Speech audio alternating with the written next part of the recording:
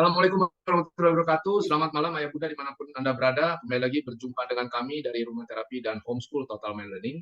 Jadi untuk malam kali ini kami akan kembali lagi hadir dengan sesi podcast dengan mengundang tentunya orang tua atau praktisi yang terkait dengan berkebutuhan khusus.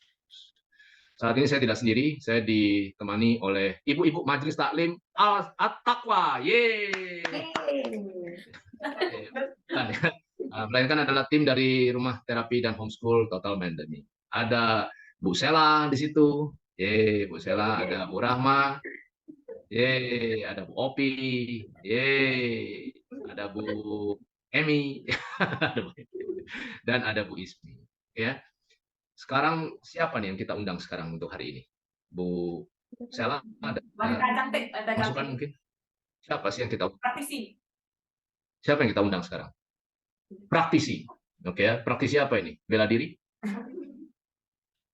Praktisi apa? Pendidikan anak berkebutuhan khusus. Oke. Jadi malam ini kita akan mengundang seorang praktisi ya, pendidikan. Tapi tepatnya beliau maunya dibilang sebagai stimulasi ya, stimulasi anak berkebutuhan khusus. Beliau namanya adalah Ibu Camelia Octaviani. Mudah-mudahan saya nggak salah ya. Salah Pak. Camelia Octavia. Oh, Ibu Camelia Octavia. Nah, Ibu Camelia Octavia ini, beliau ini adalah seorang praktisi dan juga orang tua yang bocorannya aja ya, sudah 10, mungkin sekitar 11 atau 12 tahun berkecimpung di pendidikan atau stimulasi anak usia dini, baik itu tipikal maupun yang neurodivergent. Jadi dengan demikian banyak sekali hal-hal yang beliau sudah kuasai, banyak sekali pengalaman yang beliau sudah lalui, berbagai skill, berbagai insight yang luar biasa, menurut saya patut untuk menjadi bahan pembelajaran buat para orang tua dan praktisi dimanapun Anda berada. Bu Camelia ini memiliki pengalaman sekitar 11-12 tahun, ya, berkecimpung dengan stimulasi usia dini, baik untuk anak tipikal maupun anak neurodivergent. Jadi banyak hal yang bisa kita pelajari, utamanya untuk praktisi dan orang tua. Banyak pengalaman yang sudah beliau lalui, banyak skill, banyak insight yang menurut saya patut kita cermati, patut kita catat juga. Dan sesi malam ini itu menjadi sesuatu yang sangat penting, utamanya adalah karena beliau ini ternyata memberikan stimulasi sangat dini, bahkan siswanya ada yang usianya 6 bulan. Tuh, percaya, bukan 6 tahun, 6 bulan. Jadi masih bayi. Ya, masih bayi sudah diberikan stimulasi. Jadi penasaran nggak terhadap apa yang beliau lakukan di Gymnademics ya, nama sekolah beliau itu Gymnademics. Nanti informasi tentang Gymnademics itu kita akan berikan di deskripsi. Oke, kita simak bersama. Ibu Camelia. Ibu ini kan adalah seseorang yang ya memang ibu adalah orang tua, seorang ibu. Namun ibu kan latar belakang pendidikannya berbeda nih. Bisa cerita sedikit nggak? Apa sih yang memotivasi ibu masuk dan berkecimpung di dunia yang bisa dibilang buat beberapa orang ini kan sangat apa ya istilahnya stressful ya, karena mengurusi anak-anak yang balita ya, bahkan tidak hanya balita tapi juga anak-anak yang mungkin nonverbal ya. Jadi secara komunikasi sulit untuk diajak komunikasi. Kenapa ibu masuk ke dunia ini? Silakan Bu. Oke, pertama background pendidikan saya sih jauh banget ya dari pekerjaan saya saat ini ya. Saya tuh lulusan sarjana ekonomi dari Atmajaya, dan memang sepertinya panggilan ya, Pak Yovan ya, passion saya tuh dari awal saya lulus, pertama kali lulus, saya memang sudah kepingin mengajar gitu, mengajar lebih ke TK, PAUD gitu. Memang dari awal seperti itu. Sempat sampai ketawain ya gitu, kok lulusan sarjana ekonomi mau mengajar, padahal kan waktu zamannya saya lulus itu kayaknya lagi training tuh yang manajemen trainee lah apa gitu kan ya, gitu kok di bank gitu. Tapi saya kok senangnya passionnya mengajar. Nah, terus pertama itu, kedua itu saya tuh kayak jadi hati saya tuh kalau misalnya mau cari kerja itu nggak mau jauh-jauh dari rumah. Saya pernah cerita sama Ibu Emi ya. Karena dari saya TK, dari saya SMP, SMA tuh kayaknya kalau perjalanan menuju ke sekolah tuh jauh banget gitu. Ada kali kurang lebih 1 jam, dengan zaman dulu tuh belum ada tolnya, belum seperti ini ya. Contohnya kayak saya SD, saya tinggal di Kalimalang, kemudian saya sekolahnya di Tarakanita. SD Tarakanita yang di Panglima Polim ya. Angkat hari apa sampai hari apa itu? dengan kondisi jalan di Kalimalang tuh yang kayaknya nggak beraturan. Ya kan belum ada tol ya Pak Yofan, bisa bayangin itu jam berapa pagi tuh anak SD kelas 3 SD terus bangun pagi gitu. Nah itu terus tuh sampai SMP SMA tuh saya di Bintaro, terus SMA saya di waktu SMP saya lumayan deket Pasar Minggu, terus SMP saya di Al Azhar ya kan, Al Azhar Pejaten itu agak dekat. Pada saat SMA saya rumahnya di Bintaro, sekolahnya di 8 Gua yang di Dahak, yang dekat Singa. Itu kan lumayan jauh ya, gitu saya pas kuliah juga di Atmaja. Jadi saya tuh ngebatin, aduh saya kalau nyari kerja tuh saya nggak mau jauh-jauh dari rumah, saya mau deket rumah aja. Itu aja sih, simple banget sih keinginan saya gitu. Alhamdulillah gitu kan, saya dapet deket-deket rumah dan sesuai dengan passion saya gitu. Saya senang dengan anak kecil, saya senang ngajar, itu deket rumah saya gitu kan. Itu pertama kali saya kerja sampai saat ini. Sampai saat ini ya. Oke, berarti karena dorongan dari dalam ya Bu ya, jadi dari ibunya sendiri yang memang pengen untuk Iya, dari saya sendiri gitu kan. Saya senang kayak waktu zaman kuliah pun gitu kan, sebelum dulu saya juga udah ngajar-ngajar gitu. Jadi memang udah passion saya sih, senang gitu dengan anak-anak dan mengajar. Itu dari pertama saya lulus kuliah sampai saat ini gitu. Emang dari karena seperti itu. Tapi kalau jauh banget ya Pak Yofan ya. Passionnya di situ ya. Jadi artinya passionnya lebih ke arah pemberdayaan individu, tapi lebih spesifiknya adalah anak-anak gitu ya. Iya, anak-anak PAUD usia di bawah 5 tahun ya, seperti itu. Pada saat Ibu menangani anak-anak, perasaan Ibu bagaimana? Pada saat lagi berinteraksi dengan mereka tuh perasaan Ibu bagaimana? Kalau lagi bekerja maksud saya, apakah ada kecapean kah, atau stres kah, atau kalau umpamanya sulit itu semakin menantang kah, itu seperti apa? Tahu nggak Pak? Kayak kita lagi bermain aja. Lagi bermain. Kayak lagi bermain. Jadi nggak ada tuntutan harus stres apa. Beda mungkin kayak kalau kerja di office ya, yang ada target. Oh ini kayak kita datang, ada anak kecil main, kayak saya sama ponakan saya, sama sepupu saya kan, dulu saya sering dititipin anak-anak itu kan zaman saya belum kerja kan masih sekolah gitu, titipin ya, kayak bermain aja gitu. Jadi sampai sekarang sih saya ngerasa saya nggak bekerja ya, kayak bermain gitu. Menjalani suatu profesi yang seperti ini enak sekali nih buat Ibu. Dalam arti ada profesi yang disukai. Alhamdulillah, iya benar. Jadi artinya Ibu dibayar untuk melakukan sesuatu yang Ibu sukai, kan mantap banget tuh. Nah, saya dibayar untuk bermain aja. Oke, jadi artinya ketika melihat daripada atau mendengar daripada cerita Bu Camelia ini memberikan saya suatu pemahaman bahwa ternyata terapi ini adalah atau aktivitas terapeutik ini adalah sesuatu yang sebenarnya bisa dilakukan oleh siapa saja. Terlepas dari artiannya nggak mesti dia lulusan psikologi, apa seperti itu? Benar sekali Pak Yofan. Karena terapi, mungkin kalau terapi terkesan kayak kuat banget ya kata-kata terapi itu ya. Karena makanya kita kan bilangnya berinteraksi gitu loh, ya kan. Terapi itu kesannya kalau dilakukan oleh orang yang mempunyai background atau bachelor atau spesialis gitu ya. Tapi kalau kita berinteraksi itu kayaknya lebih gampang gitu ya untuk orang awam ya waktu saya itu. Karena memang pada dasarnya terapi sendiri kan dasarnya itu adalah interaksi. Benar sekali. Bagaimana interaksi yang terarah. Betul. Interaksi yang terarah. Jadi ketika banyak cerita orang tua yang kemudian artiannya adalah 4 tahun dia menjalani terapi di suatu tempat, ya kan, lalu kemudian tapi anaknya nggak ada perubahan. Coba cerita Bu, seperti apa sih pelaksanaan terapinya? Ya kalau anak saya masuk ke ruangan terapi lalu kemudian nangis gitu. Ya kalau nangis nggak ada efek terapeutiknya. Kenapa? Karena dasar daripada terapi itu sendiri, dasar daripada fondasinya daripada terapi itu adalah rapor atau rasa nyaman atau trust, gitu kan? Itu benar sekali Pak Yofan, benar sekali. Itu ilmu itu lagi. Itu saya pakai di saat pertama sekali saya ketemu murid baru. Trust, itu kata pertama trust. Contohnya, jadi kalau setiap dari baby ya, dari umur 6 bulan sampai murid saya ada yang bervariasi kan. Ada kalau saya kebetulan di sekolah itu selain koordinator guru koordinasi guru, saya juga memegang kelas bayi yang dan juga kelas yang kita bilangnya sih beraneka ragam all star, kebutuhan khusus. Jadi itu bervariasi usianya. Nah, pertama kali mereka masuk itu biasanya saya building trust dulu nih, bonding dulu nih, main-main dulu, sentuh-sentuh dulu, hai, gitu kan. Saya anggap anak itu seperti saya lah. Saya ketemu Pak Yofan pertama kali ketemu. Kan nggak mungkin saya bisa langsung dipeluk atau langsung dipegang gitu. Kan mana mau gitu kan, gitu kan. Sama, anak juga sama. Saya pasti minta izin, boleh nggak saya pegang? Boleh nggak Miss pegang tangannya? Itu kalau baby kan mereka harus gentle ya. Boleh nggak Miss pegang kakinya, tikel. Terus ajak main ciluk gitu. Itu kita lagi bonding trust. Trust dulu itu yang penting. Kayaknya untuk semua guru ya, pertama ya untuk itu kita harus bikin trust tuh, kita bangun dulu tuh.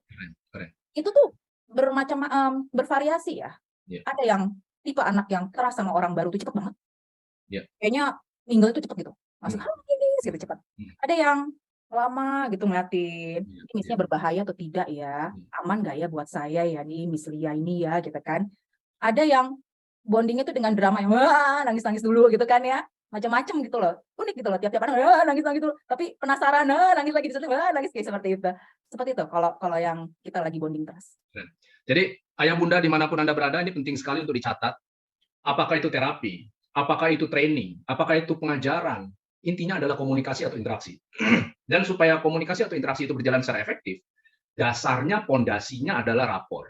Jadi kalau Anda misalnya menjalankan terapi buat anak, katakan istilahnya katakan satu institusi lah yang gedungnya bagus dan lain-lain, tapi kemudian isinya selama 30-45 menit, 1 jam, 2 jam, itu isinya anaknya nangis terus, tidak akan ada dampak terapeutik, walaupun Anda sampai tahunan melakukannya. Ini penting sekali. Ya, jadi dasar daripada inti dari Bu Kamelia tadi barusan sampaikan, menurut saya perlu loh Bu Kamelia untuk disampaikan kepada orang tua. Kenapa? Banyak orang tua di luar sana yang merasa bahwa yang namanya terapi itu harus nangis kali ya, jalannya memang harus kayak gini kali ya. Nah itu, coba seperti apa dari Bu Kamelia supaya orang tua juga bisa mendapatkan ilmunya? Oke, kalau nangis itu bukan berarti tidak baik ya, nangis itu ya. Kalau di bayi kita encourage nangis karena itu salah satu bahasanya mereka. Bahasa mereka adalah menangis. Tapi menangisnya itu kan beda. Ada yang menangis sakit, menangis minta makan atau lapar, atau menangis karena gitu loh kayak manja yang nggak mau. Nah itu harus kita push, kita kasih contoh atau kita kasih konsep gini loh. Istilah maunya kamu gini loh. Ini gini loh caranya seperti itu. Nah itu bayi nangis sih saya selalu bilangin ke orang tua, kalau baby di awal kelas saya stimulasi nangis, jangan khawatir ya mami, itu adalah suatu proses bagaimana bayi itu mengekspresikan dirinya. Nangis itu cara dia mengekspresikan. Itu udah termasuk salah satu milestone di tempat kita. Milestone tumbuh kembangnya anak. Itu di language-nya anak. Jadi yang tadi disampaikan Bu Kamelia, kembali lagi bahwa patut dicatat, ini Bu Kamelia sudah memberikan stimulasi sedini mungkin. 6 bulan, betul ya? Kita dari 6 bulan, benar. Dari 6 bulan. Kenapa dari 6 bulan itu penting banget stimulasi? Karena kalau pikir stimulasi, nanti ya kalau bisa jalan, sekolah, kan stimulasi itu apa gitu ya kan? Stimulasi adalah sesuatu yang kita lakukan berkali-kali ya. Padahal dari 0 bulan pun orang tua sudah memberikan stimulasi. Contohnya pada saat anak mencari puting susu ibu, itu udah salah satu menstimulasi dia untuk merasakan bergerak, dia cari susu, itu salah satu stimulasi. Terus di 0 bulan lagi stimulasi visualnya apa? Kita kasih lihat gambar-gambar yang bentuknya hitam putih. Biasanya kalau di rumah sakit kayaknya udah satu paket ya, mereka suka ada gitu loh, rumah sakit tertentu yang memberikan kayak flashcard gitu kan. Nah, itu juga stimulasi. Auditori stimulasi apa? Dengarkan suara-suara beraneka. Itu tuh dari 0 bulan juga udah bisa distimulasi. Jadi stimulasi itu dimulai dari 0 bulan bayi pun bisa gitu lah. Seperti itu. Jadi tidak ada patokan umur berapa ya harus distimulasi ya, seperti itu. Jadi untuk terjadinya pembelajaran atau terapi atau edukasi butuh yang namanya rapor, ya kan? Jadi tanpa rapor ya nggak akan bisa, tanpa trust nggak akan bisa. Iya, benar. Rapor itu penting sekali ya, penting banget. Nah, karena memang rapor sendiri, ya, bukan rapor itu kemarin ada yang bertanya, rapor itu apa kartu atau buku rapor? Bukan, rapor ini artinya adalah rapporteur, asal katanya dari bahasa Prancis yang artinya adalah trust, ya, trust itu. Nah, yang kembali lagi mau disampaikan, Ibu Kamelia kan memberikannya dari usia 6 bulan. Sementara untuk kemudian membina rapor akan jauh lebih mudah, katakan ketika seorang anak itu ya mungkin usianya 2 tahun, 3 tahun ke atas. Memang bisa Bu, kalau umpamanya 2 bulan, balita, bayi gitu ya. 6 bulan ya. 6 bulan itu bisa nggak sih membina rapor? Gimana Bu Citi? Bisa banget. Bisa banget, Pak Yovan. Saya tuh paling senang tuh ngajar bayi 6 bulan. Paling senang karena tuh mereka tuh seperti apa ya? Untuk raportnya itu kayak pertama saya bilang, "Halo," saya sapa dulu. "Halo, namanya siapa?" Jadi kalau bayi dari 6 bulan jangan kita anggap mereka tidak mengerti ya. Anggap aja mereka sudah mengerti karena semua fungsi badannya sudah sempurna. Kita anggap itu. Namanya siapa? Gitu. Misalkan namanya Raka. Hai Raka. Kita sapa namanya dengan baik gitu kan ya.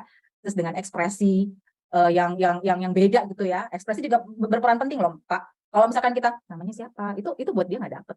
Jadi, namanya siapa? Wow. Terus boleh pegang ya. Boleh pegang tangannya. Oh, terima kasih.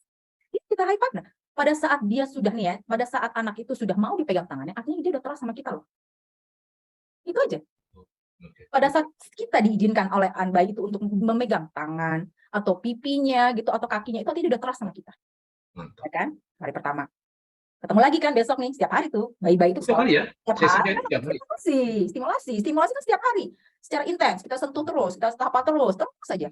Terus hari kedua nih, oke, hari pertama sudah berhasil nih, misalnya pegang tangannya, boleh minta nggak tangannya? Oh, terima kasih. Jangan lupa kita selalu bilang terima kasih. Dari ini mereka sudah tahu yang namanya appreciation, di-appraise, dihargai. Terima kasih ya, sudah dikasih tangannya ya, gitu dah. Terus bisa boleh gendong nggak? Nah, itu sudah izin juga tuh. Pada saat gendong dia tidak nangis, Itu udah building trust juga yang kedua. Memegang semua badannya loh dibanding pendampingnya, ya kan? Nah, terus pada saat tangannya udah dipegang, oh mau pegang, ayo kita jalan yuk sama Miss yuk, jalan kita kan, dah sesuai dengan gerakan-gerakan. Oh udah mau, pegang ikutin, udah itu udah masuk pelajaran semuanya. Kita mau arahin tangannya seperti itu udah masuk, udah bisa kita masukin. Misalnya kalau baby ada pelajaran apa, mau kita mau bentuk seperti apa udah bisa. Gitu. Jadi setelah Ibu membangun rapor, lalu setelahnya kemudian masuk nih program intinya, gitu program ya? intinya masuk, program-program sekolah kita masuk, gitu. Oke, Bu Emi atau teman-teman TE yang lain ada pertanyaan silakan. Atau mungkin dari ayah bunda kalau mau bertanya langsung kepada Ibu Kamelia juga dipersilakan. Adakah pertanyaan Bu? Silakan. Oke, Bu Kamelia, saya mau bertanya dulu ya. Mungkin Ibu bisa diceritakan juga Ibu Kamelia, bagaimana sih Ibu kan memegang anak-anak yang berkebutuhan ya, Ya. di tempat Ibu ya. Nah, boleh dicarikan nggak bagaimana prosesnya sampai Ibu bisa menghandle mereka lah, suka dukanya gimana, respon pertama kali Ibu apa, ya ketemu dengan kondisi anak-anak yang memiliki cara belajar yang berbeda mungkin kan gitu ya, berbeda dengan yang tipikal, boleh bisa di-share nggak? pertama kali ya saya pegang anak kebutuhan khusus ya, mungkin saya ceritain dari pertama kali awalnya, itu saya have no idea loh. Tidak punya ide, tidak punya banyak, ini harus bagaimana ya. Waktu itu saya ingat sekali itu tahun 2012 ya, itu pertama kali sekolah kita tuh menerima anak kebutuhan khusus. Dan anaknya itu sudah umur 6 tahun, tapi tidak berapa, 6 tahun kalau nggak salah. Belum bisa bicara ya, belum bicara verbal, terus lompat sana. Itu saya jujur, waktu itu kan saya memang guru TK yang untuk anak tipikal semua ya. Sebelumnya. Pada saat kita menerima anak yang dengan kebutuhan itu kita bingung, kok begini ya? Ini bagaimana ya? Kita masukin cara metode lama, cara biasa kita kan, kita kekekan ngajarin cara biasa, ayo duduk. Terus ya saya belum kenal namanya rapot segala macam, saya belum tahu tuh istilah-istilah seperti itu. Ayo duduk. Ini huruf A, lompat sana, lompat sini. Hah, ini gimana ya? Bener-bener no idea, Bu. Akhirnya berdasarkan pengalaman, akhirnya ya saya kayak kita ya menerima, tapi waktu nggak lama ya. Dan kebetulan sekali metode di tempat saya itu sangat sederhana. Jadi kita menggunakan yang namanya metode Glenn-Doman. Ya. Metode Glenn-Doman. Ya, dari awal memang kita metodenya Glenn-Doman, yaitu di mana kita ada gym sama flashcard untuk menstimulasi. Stimulasi visual, auditory, cognition itu menggunakan flashcard. Kemudian untuk menstimulasi gross motoriknya, fine motor skill-nya, itu menggunakan kita dengan gym. Jadi itu semua synchronize. Karena kita cuma pakai 2 metode itu aja, jadi mempermudah saya untuk mengaplikasikan pada satu anak yang pertama kita nih, anak berkebutuhan khusus gitu. Kemudian masuk lagi kedua, ketiga, dan rupanya cocok ini, orang tua ini merasa ada perubahan gitu loh, merasa ada impact-nya dengan metode kita gitu. Jadi mereka bisa, pada saat itu, Bu? Pertama mereka bisa ngikutin. Okay. Kan orang tua, kok di sekolah ini kok nggak bisa comparing ya, biasanya kan parents suka meng-compare ya. Kok di sini bisa ngikutin kegiatan ya, habis gym, mereka masuk kelas, kok bisa duduk ya, lebih lama ya, bisa ngikutin Miss Lia ya, atau bisa ngikutin guru yang lain, kan kelasnya juga ada ya, kok bisa ngikutin gurunya ya, gitu. Itu aja parents udah yang parents dengan anak yang berkebutuhan khusus ya, kayaknya ada perubahan gitu loh, dibanding waktu sekolah dulu dia di luar aja, dia di depan aja di ruang playground, kayaknya guru-gurunya tidak berusaha untuk mengajak masuk, di luar aja, kayak no ID juga gitu, ini anak ini ya gitu, gimana ya cara menanganinya gitu. Seperti itu gitu. Karena yang metode kita itu ya kita harus push mereka untuk mengikuti kegiatan kita yang kebetulan ya fun itu. Gym, lompat, lari, merayap, merangkak seperti itu. Jadi kayaknya mereka ke sekolah tuh bukannya kayak ada aturan yang, tapi kayak bermain gitu. Seperti itu awal-awalnya. Kebantu sih dengan metode sekolah kita, yaitu dengan Glenn-Doman. Nah, akhirnya pelan-pelan saya mempelajari tuh perilaku mereka. Ya, pada saat di ruang gym mereka lompat-lompat segala macam ya kan, berekspresi, itu pelan-pelan saya pelajari itu perilakunya. Saya baru lihat namanya ada tantrum, ya, smelting, tiba-tiba dia ketawa sendiri gitu kan. Pada saat itu saya tidak tahu tuh kenapa ya gitu kan, tiba-tiba marah gitu kan, terus steaming gitu kan. Itu tuh awal-awal saya tidak tahu tuh istilah-istilah seperti itu tuh. Nah, tapi kan karena kegiatan kita stimulasi yang kita lakukan sama terus setiap hari, jadi ya mereka ngikutinnya ya terus. Nah, mungkin kelebihannya karena kegiatan kita sama ya. Jadi pas mereka datang tuh mereka udah tahu tuh ekspektasinya apa. Oh, aku datang langsung nge-gym. Nge-gymnya ini, habis nge-gym langsung ke ruang kelas, langsung flashcard, langsung pulang. Seperti itu. Jadi mereka udah ada ekspektasinya. Kayaknya ekspektasi itu yang membuat mereka jadi lebih tenang ya menurut saya. Gitu. Ada bayangan apa sih akan aku lakukan di sekolah ini gitu. Saat itu Ibu Emi. Kira-kira menjawab nggak itu Ibu Emi? Jadi ada ekspektasi dulu ya, mereka sudah. Benar, itu penting banget ekspektasi itu. Apa sih yang akan aku lakukan nih di tempatnya ini gitu. Sekolahnya apa sih, aku ngapain sih, masuk ke ruangan ini aku ngapain gitu. Ekspektasi itu yang membuat tuh anak lebih tenang untuk menjalankan, oh habis ini aku akan ini, dan itu sama terus tuh kegiatannya. Sama terus kegiatannya sama. Karena memang ekspektasi ini yang menjadi dasar apakah itu nanti akan berwujud interaksinya berupa kenyamanan, berbasis kenyamanan atau berbasis kecemasan ya, karena Benar. ekspektasi Ada ekspektasi. yang spesial. Mm-mm. Oke, Bu Emi dan teman-teman yang lain, silakan kalau ada pertanyaan. Silakan Bu Opik. Dari Bu Opik. Oke. Mungkin ini Bu, tadi kan Ibu kan belum tahu nih, saya belum dapat nih ceritanya Ibu gimana caranya tahu tentang anak berkebutuhan kayak gitu, karena kan Ibu juga tahu kalau misalkan ngasih treatment ke mereka tuh berbeda. Nah, cara yang Ibu lakukan itu apa sih sebenarnya kayak gitu? Untuk bisa mengetahui dan mendalami anak berkebutuhannya harusnya dikasih ini gitu. Oh, oke. Belajar dari mana atau apa yang Ibu cari tahu kayak gitu? Baik. Sebelumnya mungkin karena pengalaman ya. Namun karena ya saya bilang itu awalnya ya saya dapat anak kebutuhan khusus ya pas masuk itu belajar by learning by doing aja gitu. Tidak belum tahu yang istilah atau textbook belum. Pada saat saya menjalankan day by day, saya memperhatikan perilaku, kayaknya saya bisa nih lihat tipe-tipe anak, mungkin karena dari berbagai case ya. Jadi kayak di kelas itu misalkan masuk nih. Nah, sebelumnya ya, anak yang masuk ke sekolah itu biasanya ada diagnosanya dulu. Diagnosa dari dokter tumbuh kembangnya. Misalkan apakah anak ini butuh untuk sensory delay, biasanya macam-macam ya, ada ASD, ada juga di kelas saya yang global delay, ada yang Down syndrome, terus ada yang cerebral palsy, seperti itu. Nah, dari situ tuh kita bisa lihat pada saat masuk di saat gymnya. Di saat gymnya itu, pada saat lagi gym, mungkin kalau untuk istilah terapi itu SI kali ya, tapi kalau di kita bilangnya gym, olahraga, bermain lah.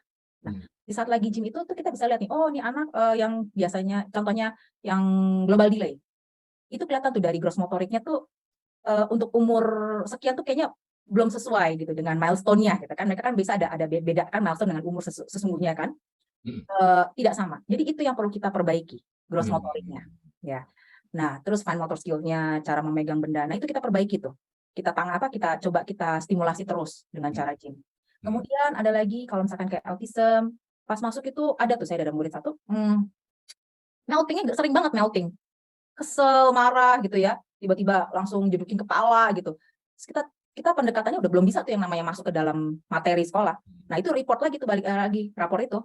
Kita pendekatan lagi, kita kasih sebanyak sentuhan ya, pijit, terus ya itu SI-nya dibanyakin, karena kalau setiap dia bergerak tuh kayak dia berkurang tuh, emosinya agak lebih stabil gitu dibanding kalau dia kesel gitu ya. Terus stimulasi terus, kita ajak ngobrol. Nah, terus kemudian ada juga yang steaming-nya juga banyak. Nah, itu juga pendekatan kita kalau steaming kita ajak dia lebih banyak ke olahraga sih. Jadi gym itu emang olahraga bergerak itu ya, membantu anak-anak yang kebutuhan khusus untuk meregulasi dirinya dia. Seperti itu. Oke. Jadi ada hal yang menarik bahwa ini menurut saya patut untuk ayah bunda catat bahwa ketika kita memberikan stimulasi, karena ujung-ujungnya adalah untuk tumbuh kembang ya, dalam aspek stimulasi berarti kan kembang anak. Orang tua wajib untuk mengetahui milestone di setiap usia, begitu ya Bu ya? Benar. Karena milestone itu akan menjadi patokan kita ya, patokan kita. Untuk anak yang kebutuhan khusus, usia dengan milestone-nya bisa ada kayak jedanya gitu, ada berbeda, tidak sesuai dengan kemampuan usianya gitu. Jadi dari patokan itu kita bisa tahu nih, dari milestone itu kita tahu, harus dikejar ini ya, targetnya ini ya, 3 bulan, kita lihat nih. Nah, kita bikin target. Setiap 3 bulan kita evaluasi. Nah, untuk anak ABK, itu tidak bisa terlalu banyak targetnya, satu-satu. Gitu. Karena pengulangan terus ya, repeatness terus kalau untuk anak kebutuhan khusus. Autism terutama. Repeatness, konsisten terus saja sampai dia bisa satu skill. 3 bulan lagi kita evaluasi, oh dia udah bisa ini ya, kita kasih skill lagi yang baru. 3 terus saja kita stimulasi. Kalau dia udah bisa kita tambahin lagi challenge-nya. Seperti itu. Jadi memang untuk penanganan proses belajar anak ABK dengan anak tipikal mungkin materinya sama, tapi cara memberikannya, cara frekuensi atau durasi itu mungkin lebih lama, tapi sama. Mereka bisa adapt, mereka bisa mengikutinya, namun lebih lama. Tergantung dari intensif dan konsistensi dari pendamping dan orang sekelilingnya itu. Seperti itu. Saya salut sekali mendengar cerita Ibu karena ini adalah pengalaman pada saat menangani anak ABK adalah tahun 2012, betul ya, Bu ya? Iya, benar. 2012. 2012 itu artiannya adalah kalau sampai sekarang Ibu berarti sudah minimalnya saja mungkin udah 11 tahunan ya, Bu ya? Kurang lebih segitu ya Pak Yopan, Wow. gitu. Kurang lebih segitu, 11 tahun ya, 11 tahun. Kalau dari apa yang Ibu sudah lakukan gitu ya, per saat ini, apa sih yang kemudian menjadi tantangan Ibu dalam penanganan untuk anak-anak yang berkebutuhan? Tantangan ya? Yang Ibu alami secara personal itu seperti apa? Kalau untuk anaknya, tantangan kita adalah pertama ya, pada saat pertama kali kita pendekatan, itu challenge-nya. Balik lagi ke rapor lagi. Bagaimana kita bonding trust, itu penting banget bonding trust itu. Saat anak udah percaya, mau baby, mau typical, mau special needs, anak udah percaya sama kita bentuk dia seperti itu, mereka akan mengikuti. Itu. Namun, kalau untuk case anak kebutuhan khusus, tantangan terbesarnya adalah di orang tuanya.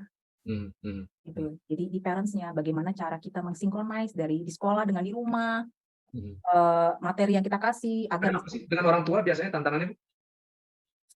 Acceptance ya.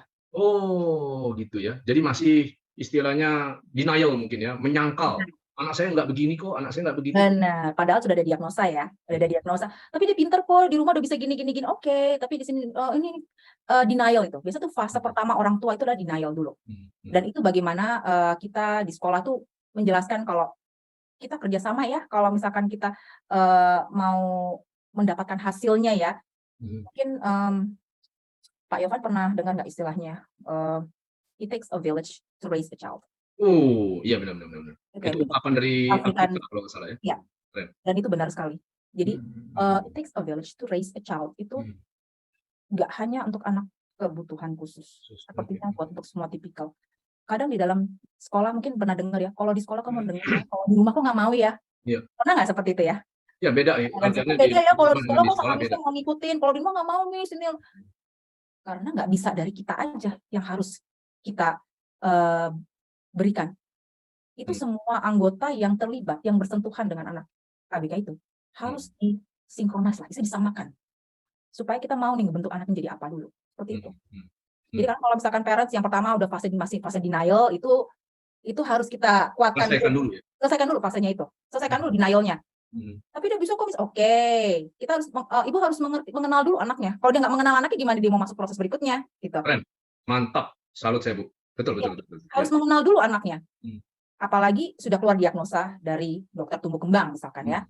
Nah dari diagnosa itu kan kita bisa tahu pasti udah fase denial, sedih, waduh ini pasti udah bayangannya udah macam-macam, pasti sempat ada orang tua ya, yang omanya sih, itu anaknya itu global delay ya. Global delay. Kalau global delay kan kita tahu ya penyebabnya gitu kan. Biasa rata pengalaman saya ya, yang anak global itu ada penyumbatan oksigen ke otak gitu ya. Jadi kayak proses kelahirannya atau bagaimana. Itu omanya sampai nanya. Ini lagi di fase dia lagi bingung gitu ya. Anak udah umur 3 tahun. Dia bisa nanya gini, Miss, apakah bisa normal kembali kah? Oke. Itu ketakutan orang tua, apakah bisa normal kembali? Iya.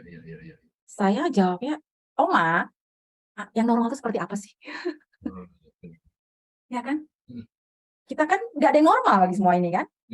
Ya kan? Saya juga punya keunikan yang ada nggak normalnya, saya juga masih ada nggak normalnya, ada keunikan masih. Yang normal itu seperti apa, Oma? Yang kita bisa lakukan adalah memaksimalkan kemampuan anak itu. Nah, itulah challenge kita tuh orang tuanya. Orang tua harus bisa menerima dulu, accept dulu dengan anaknya. Kayak kita bisa tahu nih langkah selanjutnya apa nih, penanganannya apa nih. Itu pertama. Kedua, low expectation. Low expectation. Ekspektasi terhadap anak kita turunin lagi nih. Gitu. Jadi bukan jangan ya. Jadi ekspektasinya kalau kita ada, anak kita kemampuannya umur 5 tahun tapi masih seperti umur anak 2 tahun, ya udah kita turunin lagi nih. Kita bantu dia. Kita berikan stimulasi untuk umur 2 tahun supaya nanti dia naik tingkat nih ke 3 tahun. Jadi jangan, ini kan harus sudah segede ini harus bisa makan sendiri loh, Miss. Harusnya sudah bisa. Itu kan kayak tekanan juga ya buat orang tua dan anaknya ya. Jadinya stres. Ya kan? Gitu. Jadi ekspektasi kita turunin lagi. Karena saya suka bilang sama parents, Mam, dia udah bisa angka 1 sampai 50 loh, Miss. Dia udah bisa udah bisa alfabet sampai 1, Miss. Tapi anaknya masih belum bisa duduk diam selama 10 menit, atau anaknya masih lompat sana lompat sini, or anaknya masih suka melting tiba-tiba atau judukin kepala. Jadi kan ekspektasi orang tua maunya mereka sudah akademik, udah bisa, tapi anaknya masih belum, perilakunya masih belum seperti anak umurnya sekarang gitu. Berarti yang harus kita perbaiki perilakunya dulu. Betul, deal expectation. Jadi ayah bunda dimanapun Anda berada, ini menurut saya adalah suatu poin yang sangat penting sekali ya. Artinya adalah terkait dengan lower your expectation. Jadi jangan sampai kemudian anak itu dibuat menjadi kuda pacu ya Bu ya. Karena masing-masing dari kita kan terlahir di dunia, bahkan orang tuanya sendiri terlahir di dunia kan punya keunikan, kelemahan, kelebihannya masing-masing. Jadi ya biarkan yang paling penting adalah terjadi pertumbuhan, seberapapun pace-nya, seberapapun rate-nya, yang penting adalah hari ini lebih baik daripada hari kemarin. Benar. Yang harus kita appreciate anak itu adalah prosesnya. Yes, mantap, betul. Proses. Ya. Prosesnya yang harus kita appreciate. Aduh, terima kasih ya nak. Kamu sudah bisa, kamu tadi berusaha dengan kata, kamu mau berusaha untuk melompat, kamu mau berusaha untuk mencoba, itu appreciate prosesnya, bukan hasil akhirnya. Udah bisa huruf ya, udah pinter ya, nah, proses. Oh, kamu sudah mau coba ya, gitu. Kamu sudah mau berusaha. Prosesnya yang harus kita appreciate.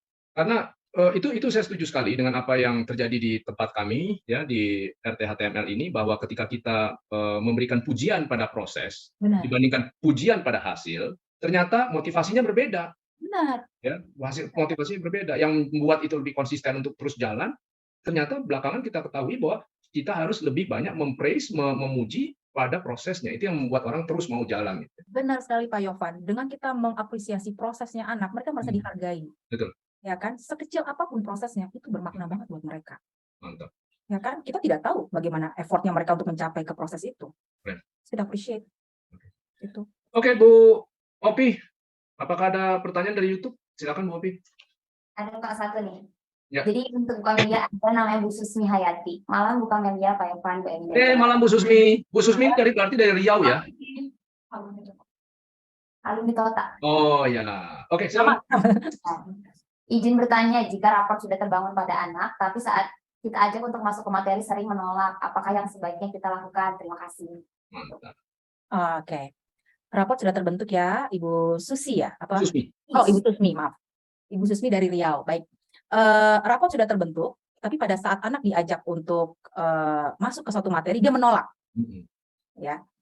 Nah, mungkin yang perlu kita lihat apakah materi itu dia mampu atau tidak. Jadi gini, kadang anak itu suka melakukan sesuatu yang paling mudah dulu, yang gampang, ya. Gampang, senang, bisa ya, oh iya, gampang ya, gitu. Nah, atau dia belum tahu bagaimana caranya. Mungkin pernah istilah dengan prompt, kita bantu. Kadang-kadang kan saya sendiri juga, ayo ini ada soal kerjain, gitu kan. Kita mau mereka ini sendiri, tapi kan mereka don't know gitu. Jadi nggak mau, atau kita bantu. Gini loh caranya, dipegang tangannya, gini loh caranya. Nah, pada saat dibantu dia udah mau. Kita lihat atau kita lihat apakah itu susah. Kalau misalkan itu dia nggak akan mau. Kita mulai dari yang paling mudah dulu, yang paling gampang. Misalnya dia senang dulu nih melakukan kegiatan itu. Pada saat anak udah senang, kita tambahin sedikit nih challenge-nya, sedikit demi sedikit. Gitu. Nah, kadang kalau masalah itu, karena saya juga suka kayak saya kasih worksheet gitu, misalkan kita suka kasih worksheet gitu ya. Kasih gitu aja, berharap nih dengan ekspektasi harusnya udah bisa ngerjain lah gitu ya. Tapi dia nggak mau, dia coret-coret, dia nggak mau, dia maunya main yang lain misalkan gitu.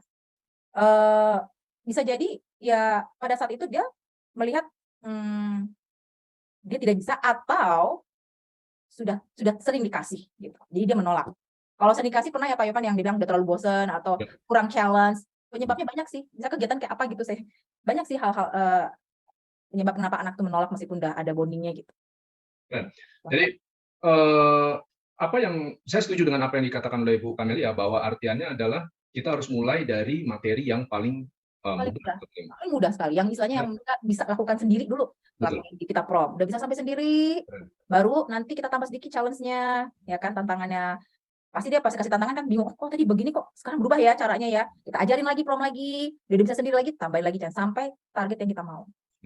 Ya, dan mengutip kata-katanya Erikson, ya, Milton Erickson, itu dia seorang psikiater. Apa yang dilakukan dengan memulai dari yang paling kecil atau yang paling mudah itu namanya building client's potential. Building client's potential, kita bikin dulu nih, dia punya kok potensinya. Karena semua proses belajar, jadi gini, semua manusia itu dari bayi sudah didesain adaptif alias bisa belajar. Karena kalau manusia nggak punya kemampuan belajar, dia akan mati. Karena dia nggak bisa beradaptasi. Iya. Nah, tugas daripada terapis dan tugas daripada guru atau tugas daripada trainer atau apapun itu adalah sebenarnya memfasilitasi, bukan memberikan, tapi memfasilitasi terjadinya proses pembelajaran sendiri, ya, itu yang disebut sebagai learning kinetics. Nah, dengan memudahkan proses belajar dengan memulai dari yang paling kecil seperti yang tadi Bu Kamelia lakukan atau Bu Kamelia sampaikan, maka otomatis akan terjadi yang disebut learning kinetics itu ketika orang memulai atau si anak ini akan jalan dengan sendirinya pada akhirnya. Benar. Yang awalnya pasti mereka butuh bantuan ya untuk memulai suatu skill apapun ya. Apalagi untuk anak ASD kebutuhan khusus. They need a lot of help.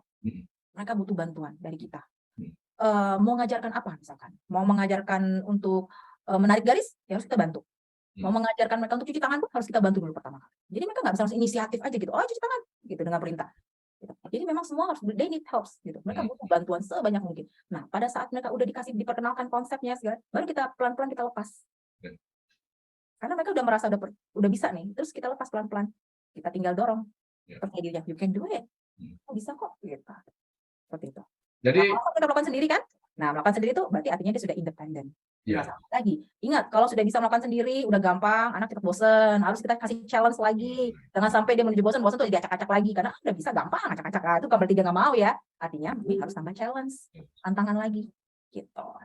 Jadi terkait dengan kembali lagi yang disampaikan Bu Kamelia bahwa proses daripada perbaikan, apakah training, apakah terapi dan lain-lain, itu wujudnya adalah si individu yang bersangkutan lah yang harus kemudian menjadi motornya, dan si terapisnya adalah sebenarnya sebagai fasilitatornya, bukan yang memberikan, gitu ya. Dengan demikian terjadinya learning kinetics, dimulai dulu dari yang paling mudah, dan di sini jebakannya nih, banyak orang tua yang kemudian bingung, materi apa yang harus saya, atau materi apa yang cocok saya berikan kepada anak saya? Jawabannya adalah, setelah dilakukan yang paling mudah, tadi bukan lihat dan memberikan kuncinya tuh tadi sebenarnya, yaitu adalah materi yang cocok, itu adalah materi yang kans keberhasilannya 50-50. Mengapa 50-50? Kalau kans keberhasilannya kecil, akan menyebabkan anxiety atau kecemasan. Benar. Kalau itu terlalu mudah, akan memunculkan kebosanan. Dua-dua itu adalah musuh daripada terjadinya terapi atau pembelajaran. Jadi harus pas. Nah, itu sebabnya si terapis atau si ayah bundanya ini harus melihatin. Anaknya ini artinya menarik diri atau makin condong. Nah, dia harus kalau dia menarik diri, ya direkalibrasi lagi, diubah lagi. Jangan-jangan materinya ketinggian. Bukan begitu, Kamelia? Gimana pendapatnya? Benar sekali, Pak Yovan. Benar. Kita sebagai pendamping, itu pasti ngerti banget anak ini kapan dia belum bisa. Oh, ini kayaknya belum bisa, kita tambahin lagi. Pada saat dia sudah bisa, itu kan anak akan kelihatan tuh. Nah, itu tuh kita harus bisa tahu tuh timing tarik ulurnya itu gimana. Betul. Nah, itu adalah skill sebagai pendampingnya ya, untuk melihat seperti itu. Jadi jangan sampai langsung kita labelin, dia males nggak mau ngapa-ngapain ini, Miss. Nah, labeling itu tuh yang kadang saya, dia nggak bisa deh, Miss, gitu, atau ada lagi labeling lagi, bandel, Miss, masa kesini diacak-acakin gitu. Saya tanya lagi, apa udah berapa kali dikasih gitu. Itu labeling itu tuh kadang saya suka, bukan berarti dia malas ya, Mami. Coba dilihat lagi apa penyebabnya gitu. Karena kalau udah label gitu kan pasti, selanjutnya itu label itu kan akan nempel terus dia malas ngerjain ini, malas. Kata-kata malas itu kan jadi memicu juga kan, yang membuat seperti itu. Bu Kamelia kok keren banget ya, hebat. Terima kasih. Ini kan dari Pak Yovan. Jadi ada yang menarik ya sebenarnya. Ini banyak sekali loh ayah bunda, kata-kata kunci dari Bu Kamelia ini luar biasa. Tadi jangan memberikan label. Label yang paling sering itu adalah kalau di sekolah-sekolah ya, kebanyakan. Ya saya nggak bisa sebut sekolah-sekolah yang apa-apa aja, tapi ada yang disebut sebagai learning difficulties, hambatan belajar. Sebenarnya karena learning itu terkait dengan teaching, maka kalau ada yang disebut sebagai learning difficulties, jangan-jangan juga ada yang disebut teaching difficulties, alias terapisnya nggak bisa sebenarnya memberikan, atau gurunya nggak bisa memberikan. Dia nggak melihat artinya si orang ini sebenarnya cocok atau tidak untuk materi tersebut. Ada hal yang aneh tadi, karena ketika seseorang itu terapis dengan salesman sebenarnya hampir mirip sebenarnya. Kalau sebagai salesman kita nawarin produk, orang nggak mau beli, kita nggak marahin si konsumennya. Tapi ketika si guru atau si terapis mengajarkan satu materi dan anaknya nggak mau untuk belajar hal tersebut, malah anaknya dimarahin. Ya, benar. Jadi aneh ya, bukannya artinya metodenya yang dirubah, tapi malah anaknya yang dimarahin. Benar. Iya. Jadi sekarang kita harus tahu dong, ini cocok nggak ya buat anak. Kalau nggak cocok ya kita harus cari cara. Kita ganti lagi. Atau misalkan dia belum mampu ya kita mundur lagi nih. Makanya tuh anak di tahap 5 tahun itu ya, balita itu kan mereka belum konsisten ya. Kadang-kadang mereka bisa, nah itu kalau misalnya kita mundur lagi, apalagi kalau untuk ada kebutuhan khusus. Bisa hari ini bisa, besok dia lupa. Kita ulang lagi, kita mundur lagi nih. Itu terlalu sulit gitu ya. Ini kayak terlalu sulit, kita mundur. Nggak apa-apa, mundur itu nggak apa-apa. Kalau kita mundur dia lebih pakem akan bisa melakukan secara independen malah lebih bagus daripada kita paksain. Kita ini juga stressful dengan ekspektasi harusnya dia bisa nih, kemarin udah belajar nih, harus bisa nih, kita paksain terus anaknya juga stressful. Yang jadinya kita berdua panas-panasan. Jadi crash ya kan? Capek, emosi ya kan? Nah, udah nggak ketemu tuh. Ada lagi. Jadi ini ada kata kunci lagi deh, Bu Kamelia. Ini keren banget tuh. Kalau setelah sesi terapi, si terapisnya ngerasa seperti habis digebukin orang sekampung, berarti cara terapinya salah. Karena itu harusnya adalah saling menguatkan dua belah pihak, si terapisnya maupun si anaknya. Jadi both are happy. Keluar dari tempat terapi, dua-duanya happy. Si Harus terapisnya melihat, oh ada progres, dan si anaknya itu kemudian, oh saya mendapatkan sesuatu yang baru. Dua-duanya happy. Nah itu proses yang sebenarnya seperti itu. Gimana Bu Emi? Kira-kira seperti itu nggak tanggapan Bu Emi? Setuju, Pak. Mantap. Setuju atau 8? 10, Bilang. 10. Oke, ada pertanyaan lagi Bu Opi atau teman-teman kayak yang lain? Silakan Bu Rama. Ini Bu, saya mau nanya. Gimana sih Bu cara Ibu mensimulasi anak autis di tempat Ibu yang Ibu lakukan? Ibu bisa sharing. bagaimana cara menstimulasi. Mensimulasi anak autis yang Ibu lakukan di sekolah Ibu. Cara menstimulasinya gimana? Menstimulasinya. Apa aja yang Ibu lakukan contohnya? Maksudnya saya jelasin gitu dari awal mereka datang gitu ya? Atau gimana? Ya, artinya pada saat misalnya Ibu punya pola atau metode atau strategi andalan yang Ibu terapkan untuk anak yang autis yang istilahnya dengan spesifikasi seperti apa? Apa Ibu punya contoh? Oke. Biasanya kalau di tahap awal ya, baru masuk ya, kita lihat diagnosanya dulu kan. Oh ini diagnosa dari tumbuh kembangnya, berarti udah masuk kelas saya. Kemudian dari situ saya balik lagi simulasinya, building trust, building trust dulu. Itu di 3 bulan pertama saya bilang, kita menstimulasi perilakunya dulu ya, meregulasi diri. Pertama, di 3 bulan pertama adalah mereka untuk mengenal aware dulu dengan sekolah. Awareness sekolah, barang kepunyaan, itu setiap hari kita perkenalkan. Jadi mereka harus tahu nih, dari dia masuk, dia taruh tas, dia taruh botol minum, dia langsung nge-gym, habis nge-gym dia cuci tangan, habis cuci tangan nanti dia harus berbaris, dari berbaris dia naik ke atas kelas, di kelas dia harus naruh tasnya di di rak tasnya dia di kabinya, lalu kemudian harus ngisi bagaimana perasaannya hari ini, masuk ke kelas, ada semacam pos-pos yang dimana mereka harus bermain, mengikuti. Nah itu pertama, stimulasi pertama untuk anak yang baru bergabung, itu adalah awareness terhadap sekolah, sama dirinya dia, sama barang kepunyaannya dulu. Biasanya saya kasih skill-nya cuma 1. Skill-nya adalah respon saat dipanggil. Ini buat anak ASD ya, buat anak yang kebutuhan khusus ya. Nengok atau enggak gitu Ya, ya? respon dulu. Saya panggil namanya. Jadi targetnya itu cuma 1 itu aja. Saya saat dipanggil namanya, dia merespon dan dia dapat melakukan namanya ambil minum sendiri, itu bisa semua dilakukan sendiri.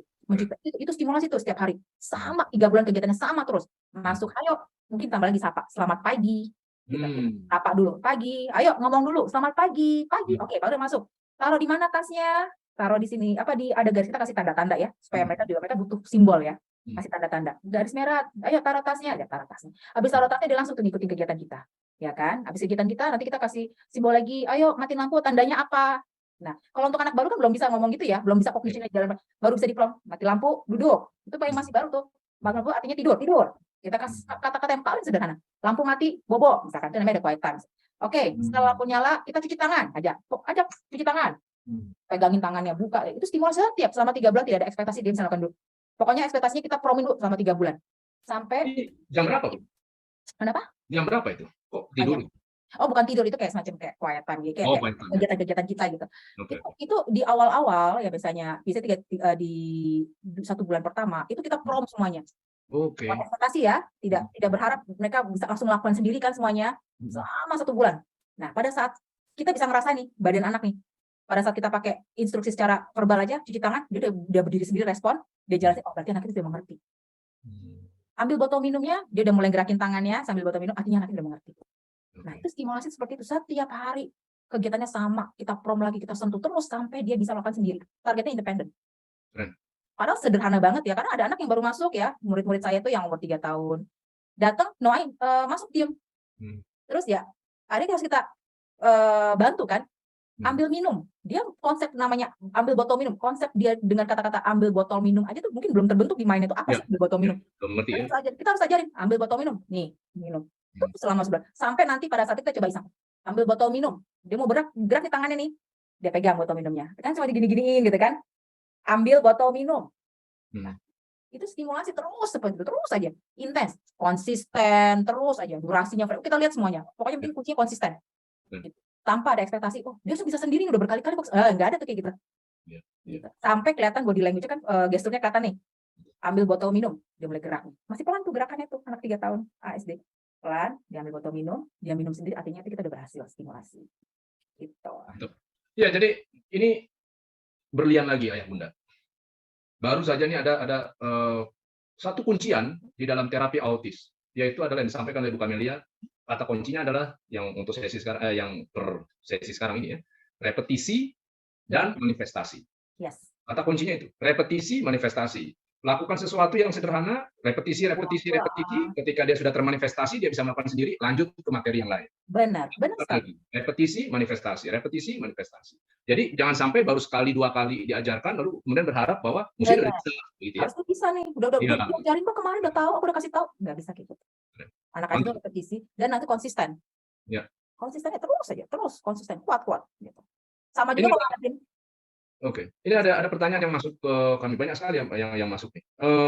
Oke, Bu, ini kebetulan ada yang bertanya sebenarnya pola asuh yang seperti apa yang kemudian bisa membuat anak itu cepat atau berhasil di dalam terapi atau stimulasi dalam hal ini kalau dari Pola konteks asuh ya, parentingnya ya. ya parentingnya menurut Ibu parentingnya pola asuh seperti apa yang Ibu harapkan supaya mempercepat manifestasi daripada stimulasi yang diberikan di tempat Ibu? Yang sinkronis. Sinkronis. Ya. Yang gimana kita menerapkan suatu target di rumah pun juga harus diterapkan. Diulangi gitu ya? Diulangi. Karena itu kan pembelajaran yang paling terbanyak itu ada di rumah. Ya. Kita cuma 1,5 jam. Oh, nanti kita bisa jadi 2-3 jam ya. Misalkan 3 jam lah maksimum di sekolah.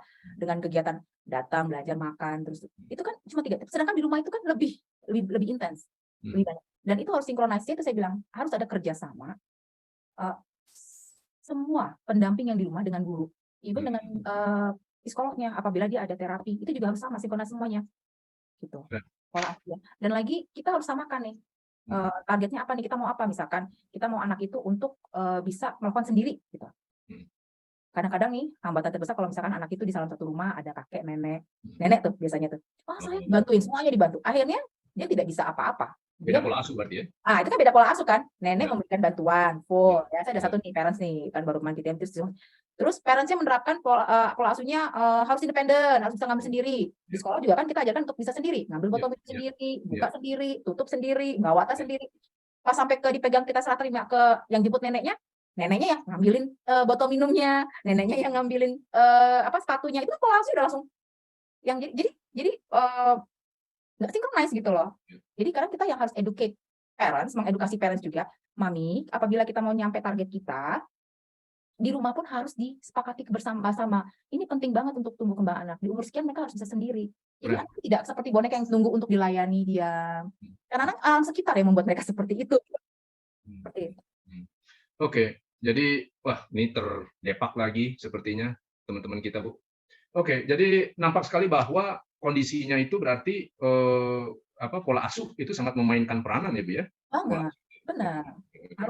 Harus sama ya. Di rumah itu harus sama, satu suara. Apa yang mau kita capai untuk target ini? Untuk bisa mandiri. Nah, semua harus bisa mengikuti dari nenek, mbaknya, asisten, supir, harus samain. Misalkan gitu. Nah, itu kita juga harus kerjasama dengan terapinya, psikolognya, apa yang diajarkan oleh psikolog, misalkan ini, oke kita harus kerjasama. Oh, tolong panggilnya pakai nama yang benar. Itu semua harus sama tuh, panggil nama yang benar. Kan ada juga pakai nama panggilan. Makanya kalau pertama namanya yang saya panggil apa nih? Pakai apa? Karena kalau namanya beda sendiri, sedangkan di rumah bilang panggilannya Yaya, kalau di rumah Cahaya gitu kan. Mereka nggak tahu Cahaya siapa, orang saya panggilnya Yaya. Nah, itu kan harus kita sinkronis, samain semuanya supaya kita bisa dapat responnya dulu nih gitu untuk anak-anak. Apalagi anak autis ya. Apalagi anak-anak autis yang menuntut prosesnya tuh sangat rigid kan, sangat spesifik, detail banget gitu. Dia kalau di rumah dipanggilnya Yaya, ya di sini juga harus panggil Yaya, pas panggil namanya jadi Cahaya, Cahaya gitu kan. Iya, harus disinkronis dong semuanya supaya kita dapat hasilnya. Saya jadi ingat dengan kata-kata dari kembali lagi Erikson. Dia bilang bahwa terapi yang bagus itu adalah dia melibatkan keluarga atau yang disebut sebagai strategic family therapy. Jadi semua harus ikut, bukan hanya ibunya aja atau bukan tanggung jawab. Oke. Teman-teman, TE silakan kalau ada pertanyaan. Ini karena menurut saya, kalau saya terus nih bisa banyak banget nih dari saya. Kenapa? Karena ini benar-benar intellectually stimulating sekali. Jadi banyak sekali hal yang saya mau tanyakan, cuman bisa-bisa habis sama saya waktunya nanti. Silakan kalau ada pertanyaan. Ya Bu Kamelia, kayaknya saya mau nanya lagi deh. Iya, Ibu Emi. Baik, jadi gini Bu, pernah nggak waktu Ibu menghandle anak-anak yang autis ini atau ABK di kelas Ibu, ketemu satu kondisi di mana Ibu benar-benar nggak ngerti ini kenapa nih? Nah, pada saat seperti itu apa yang Ibu lakukan supaya bisa menghandle anak tersebut? Sering ya, Ibu Emi ya. Kadang-kadang kita kan memang seperti trial error ya. Kita lihat dulu gitu kan, kita observasi gitu. Wah, ini saya nggak bisa, kenapa ya ini ya? Kita kasih stimulasi seperti ini, nggak berhasil gitu kan. Kita lihat lagi. Nah, akhirnya kita catat gitu. Apa namanya? Apa yang kita kasih, hasilnya kita catat. Perubahan-perubahan itu. Orang tua juga. Yang paling contohnya nih ya, murid saya tuh gampang sekali melting. Ya, itu juga salah satu challenge buat saya tuh. Ada satu murid gampang sekali melting. Karena kita tahu kan anak itu kan sensori sangat sensitif banget ya. Ada ini dikit, melting gitu ya. Ada gatel dikit, marah. Tapi marah apa kalau mungkin orang tipikal gatel gitu bisa ngomong. Kalau mereka kan belum bisa ngomong ya kan. Itu kan kita harus cari tahu nih. Itu bener-bener challenge banget buat saya. Itu hampir kurang lebih 3 bulanan gitu. Saya bagaimana mencari pola perilakunya ini, kenapa tiba-tiba gampang jedukin kepala gitu kan. Terus gerutin orang, guru. Untung temannya enggak, dia lebih targetnya ke gurunya aja gitu. Guru aja, ke teachersnya. Tapi kalau ke temannya enggak, jadi saya masih agak safe gitu ya. Jadi ke teman-temannya tidak menyakiti. Ke gurunya gerutin gitu. Itu kan kita harus cari tahu dong, kenapa. Itu tuh trial error semua Pak Evan, Bu Emi. Coba kita kasih, ya udah melting lagi nih. Coba kita lihat badannya, merah-merah. Sobat-sobatin gitu. Terus udah mulai tenang, dia mulai senang lagi. Oh, berarti kita catat dia kesel karena gatel. Terus, wah, pas dilatih, pas melting lagi, gosok-gosok nggak mempan nih. Terus kita tiba-tiba ada sensori ya di kelas kita ada satu waktu pelajaran sensori, ada makan, dimakan. Tiba-tiba senyum lagi. Oh, dia lapar. Itu lah, kayak gitu-gitu yang kadang itu challenge buat kita gitu loh, kalau kita megang anak ASD. Jadi nggak bisa langsung, melting, nggak mau ya, apa ya, nggak bisa itu, nggak mempan. Kita ngomong-ngomong nggak bisa, jadi kita harus cari. Oh, nah ada satu waktu kok pada saat dia menyakiti diri itu kita blocking. Oh, rupanya dia belum tahu kalau misalkan menyakiti diri itu harus diblok gitu. Jadi di rumahnya mungkin ibunya atau saya nggak ngerti ya. Pada saat dia blok gitu ya, dia bisa ngerti tuh. Nah itu kayak trial error semua gitu, makanya kita harus benar-benar mengobservasi ya secara detail ya apa yang mereka, karena kan mereka sangat beda ya proses otaknya dengan anak tipikal ya. Ditambah lagi secara bahasa mereka masih terbatas. Jadi kita yang harus memahami mereka gitu sampai kita cari tahu itu. Jadi yang saya tangkap dari Bu Camelia barusan ini bahwa mereka yang menangani anak-anak autis, anak-anak spesial, levelnya jauh lebih tinggi, jauh lebih jago dibandingkan yang non autis. Kenapa? Karena dia harus berpikir jadi sebagai katakan guru atau sebagai terapis, tapi pada saat bersamaan juga sebagai detektif ya. Oh iya benar detektif. Jadi kita harus apa ya, detektif, mencari cara apa sih solusinya ini kenapa ya gitu, harus mencari tahu why kenapa ya gitu, karena ya itu keterbatasan mereka untuk menyampaikan perasaannya, apa yang dia rasakan, itu kita yang harus bisa coba membacanya gitu. Itu challenge banget Pak Yovan. 3 bulan karena saya satu anak kalau yang mempunyai tantangan seperti itu, kalau nggak ada itu tiap hari 3 bulan tiap hari masuk selama nanti ya di ajaran baru kita akan mencapai 3 jam tiap bulan, setiap hari 3 jam. Oke, Bu Emi dan teman-teman silakan kalau ada lagi. Ada nih Pak, dari itu Pak. Ini ada yang bertanya Bu, dari Rizkia Sofian. Bagaimana cara menstimulasi anak ASD dalam bersosialisasi dengan teman-temannya? Anak saya kalau sama miss-nya one and one mau, tapi sama anak-anak lain selalu menghindar.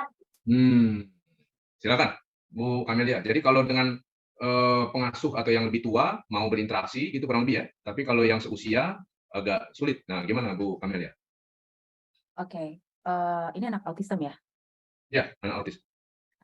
Balik lagi kan anak autism itu kan masih melihat dirinya sendiri, kan masih berpikir dirinya dia sendiri kan. Itu yang harus kita pahami dulu seperti itu. Social itu adalah skill yang challenge banget buat anak autism. Seperti itu. Jadi itu memang rata-rata kalau saya PTM atau sharing parent teacher meeting, itu ya skill yang paling tertinggi buat anak autism itu adalah visualnya. Mereka tuh visualnya luar biasa. Bagus, ya. Tapi auditorinya tuh, biasanya tuh kalau di grafik milestone tuh auditorinya agak menurun. Beda kalau anak tipikal kan di usia misalkan 5 tahun, atau ini kan mereka mempunyai kemampuan yang rata gitu ya, auditorinya, visualnya, terus sosialnya itu sama tuh di milestone-nya. Tapi kalau di anak kebutuhan khusus ASD, itu mereka punya grafik yang tajam turun gitu. Jadi tidak rata. Jadi kalau misalkan untuk sosial, itu challenge terbesar mereka yaitu di social skill-nya. Memang, makanya skala anak kelas berkebutuhan khusus itu kan tidak terlalu banyak ya. Biasanya kan maksimum 5. Kalau saya megang 5 anak itu udah maksimum. Karena memang proses belajar itu beda sama anak tipikal. Emang harus one on one dulu. Nah, sosialnya gimana? Sosialnya harus kita ajarkan. Misalkan, apakah dia sudah mengenal temannya dulu belum? Dia udah aware dulu belum sama temannya? Kalau dia belum aware sama temannya atau dia masih melihat sesuatu itu, ya belum bisa sosial, belum bisa masuk. Misalkan ini siapa? Kita tanya, misalkan teman sebelah ini siapa? Dia bisa nyebutin, dia lihat ke temannya. Ini misalkan Yona gitu kan. Oke. Kalau ini siapa? Miss Lia. Kalau dia siapa? Nah, kalau dia udah aware dengan orang sekitar, baru bisa kita masuk ke sosial. Gitu. Jadi ada tahap-tahapnya, nggak bisa langsung, oh ayo main. Belum, karena memang mereka masih individual gitu, masih yang proses otaknya masih sendiri gitu. Jadi masih memang kalau untuk belajar memang one on one.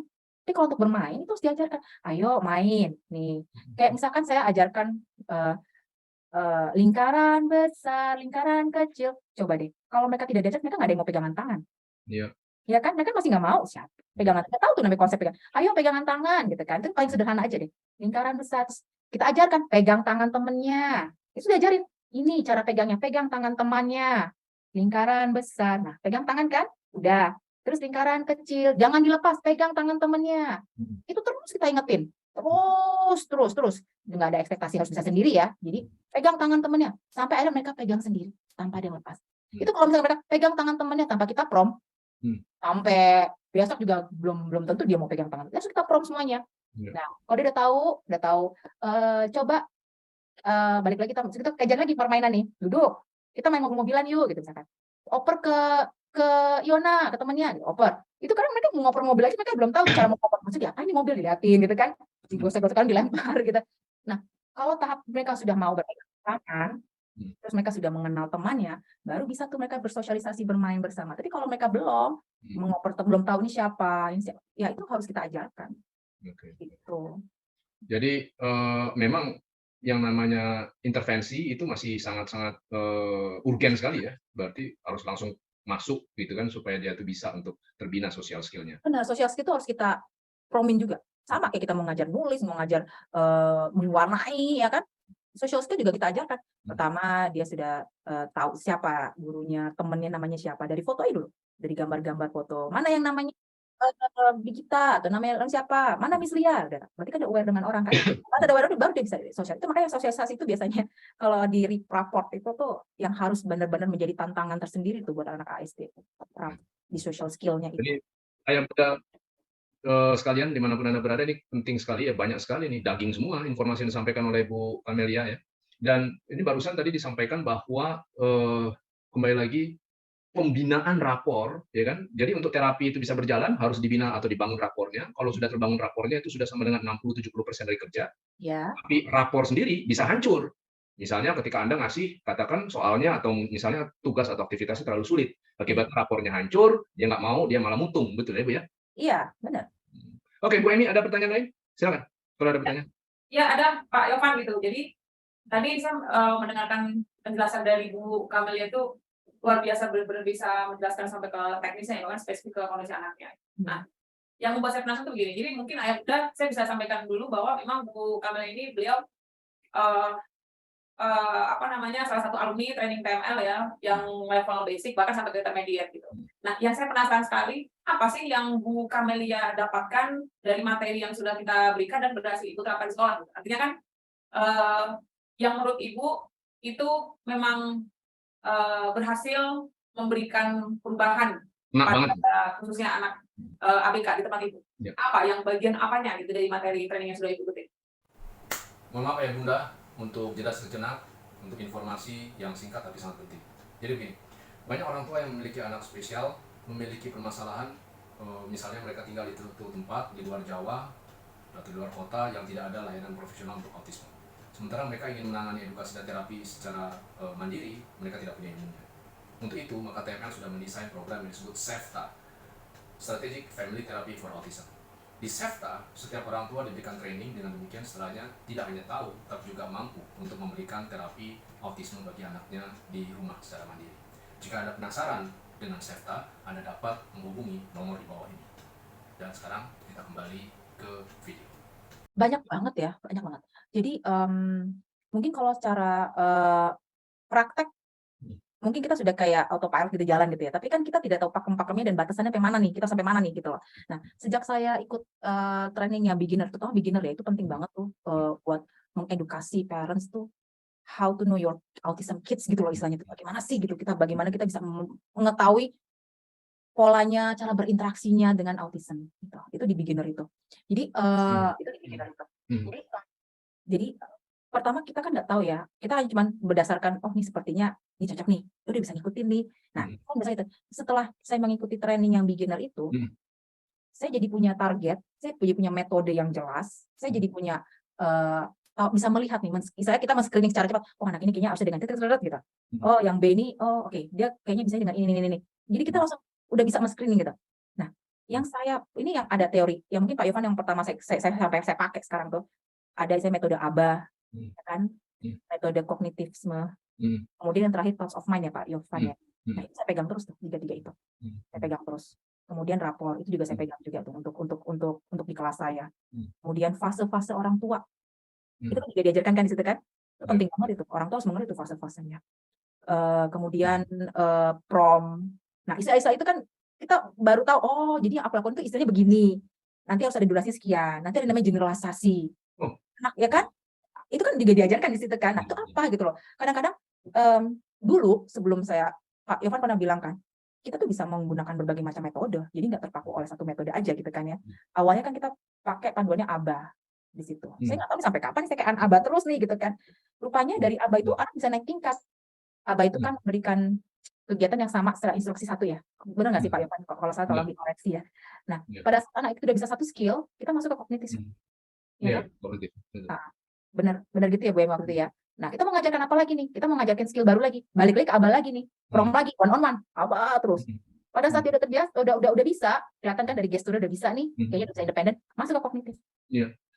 Udah bisa lagi masuk ke generalisasi. Jadi tuh tahap-tahap itu tuh saya pakai terus gitu loh di dalam. Dan saya juga mengedukasi juga ke parents-parents. Jadi mami, karena parents itu kan kalau ini saya di rumah pakai metode ABA. Di rumah ini ABA terus, apa udah bosan kali ya Miss ya, katanya gitu. Ya mungkin iya kali ya mami. Itu ngajarinnya apa? Numbers, letters gitu kan. Mungkin dari umur 3 tahun sampai 5 tahun itu aja numbers gitu kan. Nah, sedangkan mereka perlu mendengar di dunia ini kan banyak banget kosakata yang lain bukan hanya numbers, letter, shape, colors gitu kan. Jadi kognitif itu yang kadang-kadang kita suka lupa gitu. Jadi itu 3 hal yang saya gunakan di kelas di metode belajar pengajaran saya gitu tuh. Baru saya langsung tertata gitu. Oh ya, ini pakai ini dulu metodenya, masuk ke sini, kognitif baru kemudian kognitif. Nah, tingkat yang paling tertinggi ya Pak Yovan ya, thoughts of mind ya. Bagaimana? Jadi, kalau dari pengalaman saya berinteraksi dengan Bu Camelia, sebenarnya kalau dari saya Bu Emi ya, yang saya lihat itu adalah Bu Camelia ini sudah melakukan semuanya. Artinya sudah tahu, mungkin secara tidak sadar, artinya sudah melakukan itu, dan adapun yang kita lakukan, yang kami berikan itu sebenarnya adalah mensistematisir dan kemudian memberikan identifikasi, ini artinya ini artinya ini. Benar. Sistematikanya terbentuk. Sistemnya, iya, terbentuk sistemnya. Jadi kalau kita ada murid baru, itu kita langsung kelihatan tuh sistemnya pertama ini dulu. Seperti itu. Udah ada terbentuk. Ada lagi? Oke, mungkin saya dulu ya Bu ya.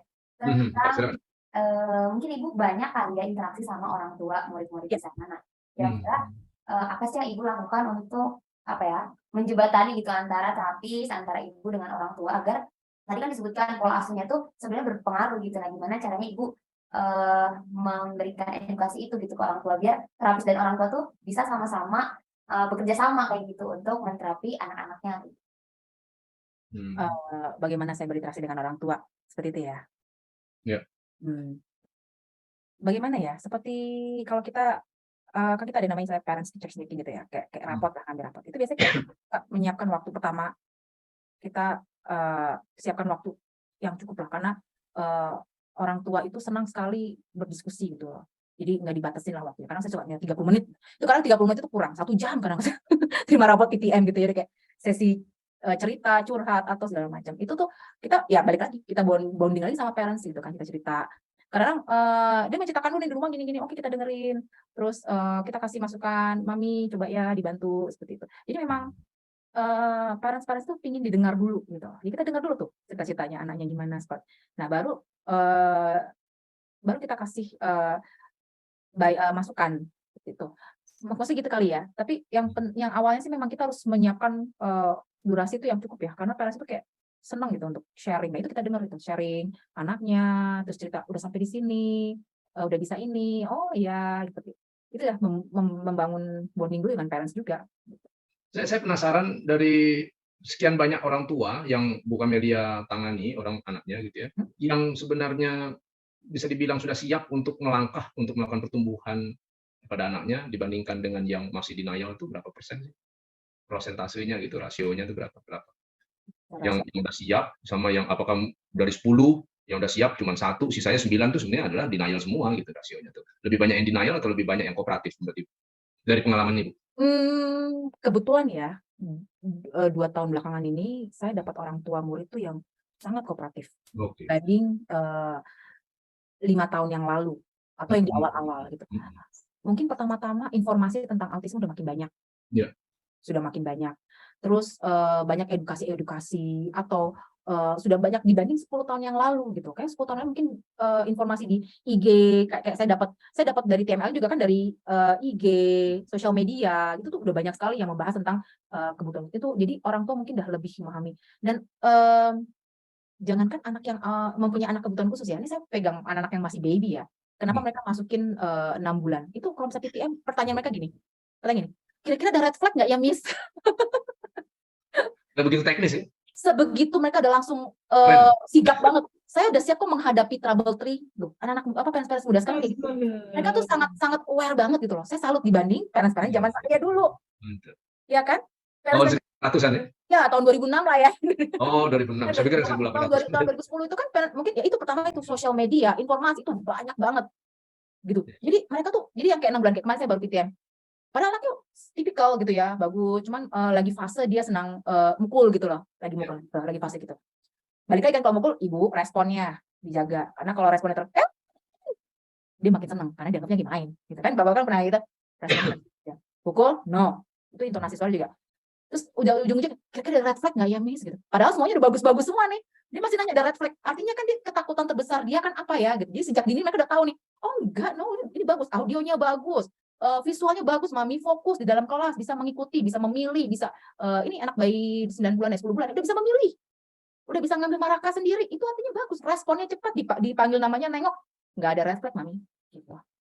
Jadi orang tua sekarang itu informasi udah cukup banyak, sampai mereka mengantisipasi takut ada red flag itu, apalagi kalau yang udah menerima diagnosa ya, gitu loh. Itu ya saya bilang ya, kalau udah terima diagnosa kayaknya udah fasenya udah harus cepat gitu loh, cepat mindset harus cepat dirubah gitu. Oke, what should I do nih?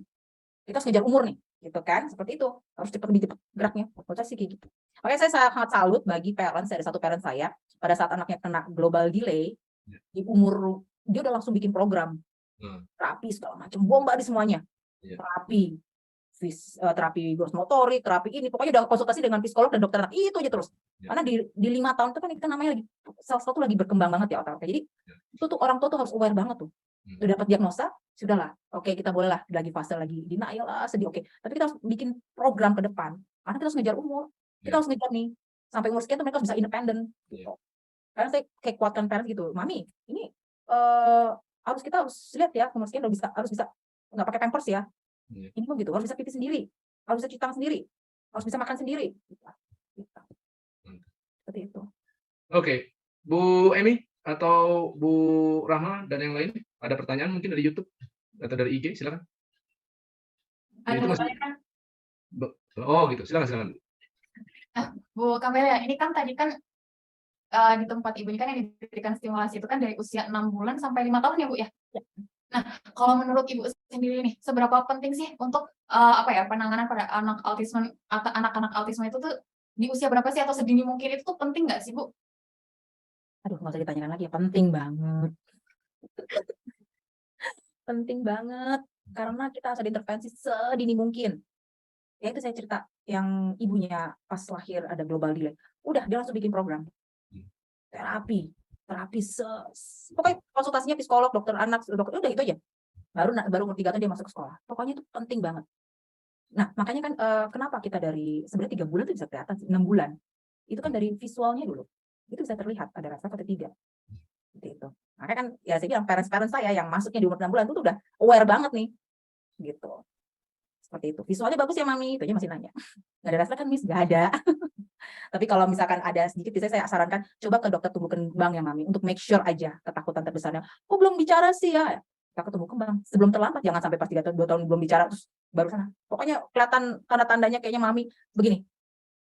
peran terbesar dari orang tua. Yang paling mengerti anak itu adalah orang tua, bukan kita. Ya. Jadi kita balikan lagi, ibu merasa ada yang aneh atau ada yang kayaknya harusnya seperti ini, Miss. Oke, kalau ibu merasa seperti itu, ya ibu harus tumbuh kembang dulu. Just to make sure. Jadi bukan berarti ke tumbuh kembang cek anak ke psikolog atau terus ke tumbuh kembang itu kayak aduh pasti disampaikan apa enggak, itu just to make sure aja. Oh, kalau di dokter diagnosanya oh nggak ada masalah, perlu cuma stimulasi aja kok atau SI aja atau mungkin harus diajak komunikasi. Ya, oke, kita jalankan apa yang diinginin oleh dokter gitu. Dan kalau bilang penting itu penting banget Ibu Kofifa harus sejak dini supaya kita mau mengejar umur, mengejar target, ya kan? Supaya nanti pas dia 7 tahun, 8 tahun harus bisa independen. Itu kan target kita terbesar kan itu kan harus bisa mandiri. Jadi ya kita harus memberikan banyak stimulasi, harus lebih banyak dibanding anak tipikal kalau anak SD anak kebutuhan khusus. Gitu, effortnya harus lebih besar dibanding anak tipikal. Gitu. Oke, jadi silakan Bu kalau ada pertanyaan lagi. Saya jadi teringat dengan Stephen Johnson tuh. Jadi menarik sekali beliau bilang bahwa artinya kenapa stimulasi sedini mungkin itu penting sekali karena pada saat awal-awal jumlah sinapsis itu lagi banyak-banyaknya atau sinapsis pruning, lalu kemudian karena nggak kepake, karena nggak distimulasi, berbagai itu jadinya terpotong semua, jadi hilang. Apalagi kalau nggak pernah disentuh, akibatnya apa yang terjadi ya gagal belajar jadinya, gagal paham. Gitu. Jadi early intervention, early stimulation itu memang penting sekali. Penting banget. Emi, silakan kalau ada pertanyaan.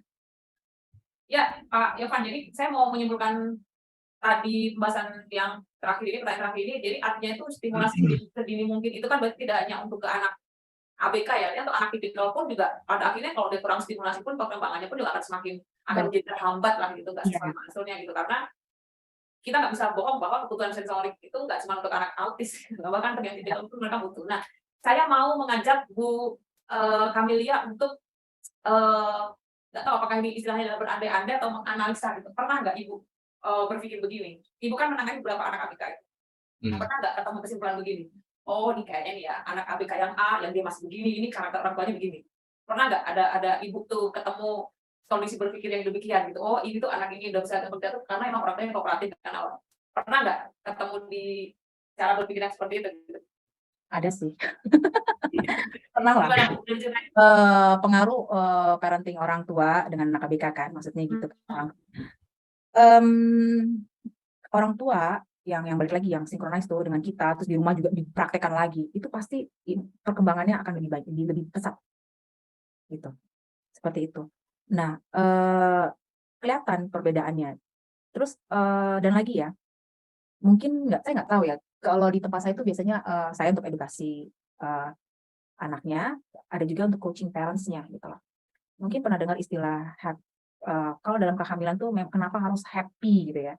Itu mungkin pengaruh gitu kan, harus happy, emosional segala macam. Nah itu mungkin pengaruh juga. Jadi parents itu kayak orang tua itu cermin ke anaknya. Kalau orang tuanya terlalu anxiety tinggi ya, terlalu kecemasan tinggi itu kelihatan di anaknya juga. Tapi kalau orang tuanya tenang, santai, oh ya, nah, itu anak juga akan mengikuti gitu lah. Memang pertama tuh dari parentsnya dulu nih harus firm dulu nih gitu loh dengan keadaan anaknya gitu supaya pada saat berinteraksi lagi dengan anak itu anak juga merasakan sense-nya kalau oh orang tuaku kok nyaman ya enak ya tapi kalau orang tuanya tegang gitu kan anak juga merasakan juga gitu feels-nya tuh dapet sama kayak kita guru juga kalau misalkan pasti kan kayak guru nih kita masuk sekolah pasti kan sudah ada problemnya di rumah ya misalkan di rumah gitu lagi heboh gitu masuk sekolah itu kita juga harus nenangin diri dulu. Nggak bisa tuh membawa semua problem kita masuk ke sekolah, langsung kita megang anak. Buyar. Saya pernah sering tuh kayak gitu kok. Jadi pada saat sebelum masuk sekolah tuh biasanya kita tenang. Saya napas dulu gitu kan. Oke, siap. Ngadepin. Baru anak-anak juga akan merasakan oh gurunya stabil, emosi stabil. Itu anak tuh ngerasain. Tapi kalau kita lagi dari rumah udah emosi, kesel gitu kita masuk sekolah juga kesel. Ya, anak juga kan beli satan sendiri. Gitu. Itu saya masih terpikir gitu ya bahwa artinya benar apa yang disampaikan tadi oleh Bu Camelia itu tidak hanya berguna untuk anak-anak autis atau anak-anak khusus ya tapi melainkan untuk anak tipikal lainnya gitu ya. Karena dari 0 sampai 5 tahun itu kan maksimal sekali pengikatan pembuatan sinapsis antar neuron itu tapi kemudian karena nggak kepake karena nggak distimulasi ya kemudian hilang setengahnya setelah lewat dari usia 5 tahun. Jadi early intervention atau early stimulation itu memang penting sekali, sangat penting sekali. Benar-benar. Untuk orang tua atau ayah bunda dimanapun berada itu penting sekali, tidak ada waktu yang tepat, jangan nunggu-nunggu, buruan kata kuncinya tuh. Jadi sedini mungkin Sedini semakin mungkin. bagus. Ya, Dan ingat stimulasi itu bukan hanya di sekolah ya, betul. di rumah. Di rumah paling utama. Stimulasi itu di rumah. Itu bisa kita lakukan sesimpel mungkin kok. Stimulasi itu dari semua di rumah. Jadi jangan masuk sekolah berarti di rumah nggak ada stimulasi. No. Waktu paling terbanyak itu di rumah. Pendamping yang paling dimengerti oleh anak adalah orang tua. Ya. Itu jadi stimulasi itu paling di rumah. Gitu. Oke, ada lagi kah pertanyaan dari YouTube, IG dan lain-lain? Ada Pak. Cukup Silakan. panjang nih pertanyaannya. Buka media siap ya. Wah, Ada apa? siap sih, emang mau balapan lari siap. Bu Susan Purnamasari udah mengucapkan terima kasih dulu katanya atas penjelasannya. Nah, pertanyaannya, menurut Bu Kamelia, apa pandangan anak ASD saat anak tersebut mau bergandengan tangan dengan teman sebayanya? Apakah mereka melihat teman sebaya sebagai seseorang atau benda? Terus apakah tidak apa-apa memprompt mereka untuk bergandengan tangan dengan teman sebayanya walaupun mereka tuh terlihat seperti tidak suka? Mungkin pertanyaan saya agak aneh, saya bingung membaca apa yang ada di pikiran anak ASD. Takut memaksakan diri ke anak saya, katanya gitu. Jadi anaknya bergandengan tangan. Jadi itu kalau misalkan anak bergandengan tangan nih, dia tahu nggak sih itu manusia atau benda kayak gitu. Nah, kalau misalkan si mamanya ini mengajarkan memprompting untuk anaknya bergandengan tangan, walaupun anaknya itu terlihat wajah yang tidak suka, boleh nggak sih? Soalnya takut terlalu memaksakan anaknya untuk bergandengan tangan kayak gitu. Oke. ASD itu individual, jadi mereka proses otaknya diri sendiri dulu ya. Jadi emang tahap-tahap untuk bisa sampai mereka bergandengan tangan itu tuh prosesnya tuh banyak gitu. Ya itu aware dulu temennya sebelah siapa. Jadi kalau pengalaman saya ya, itu ada satu anak yang sampai setahun dia baru aware, dia mau tuh dorongin teman. Kadang-kadang kita dorong, nggak boleh, padahal itu salah satu interaksi ya. Pegangan tangannya dipegang, dipeluk, kadang-kadang. Artinya anak itu sudah aware kalau dia melakukan secara spontanitas sendiri gitu. Tapi kalau kita mengajarkan, ayo pegangan tangan sama teman, tapi dia belum tahu ini siapa, mana yang namanya ini.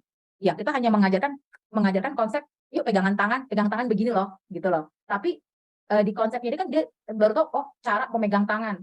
Mungkin untuk yang skill yang lainnya seperti kayak, dia tahu nggak sih ini temannya, itu skill yang masuk lagi yang lain lagi, top of mind lagi gitu.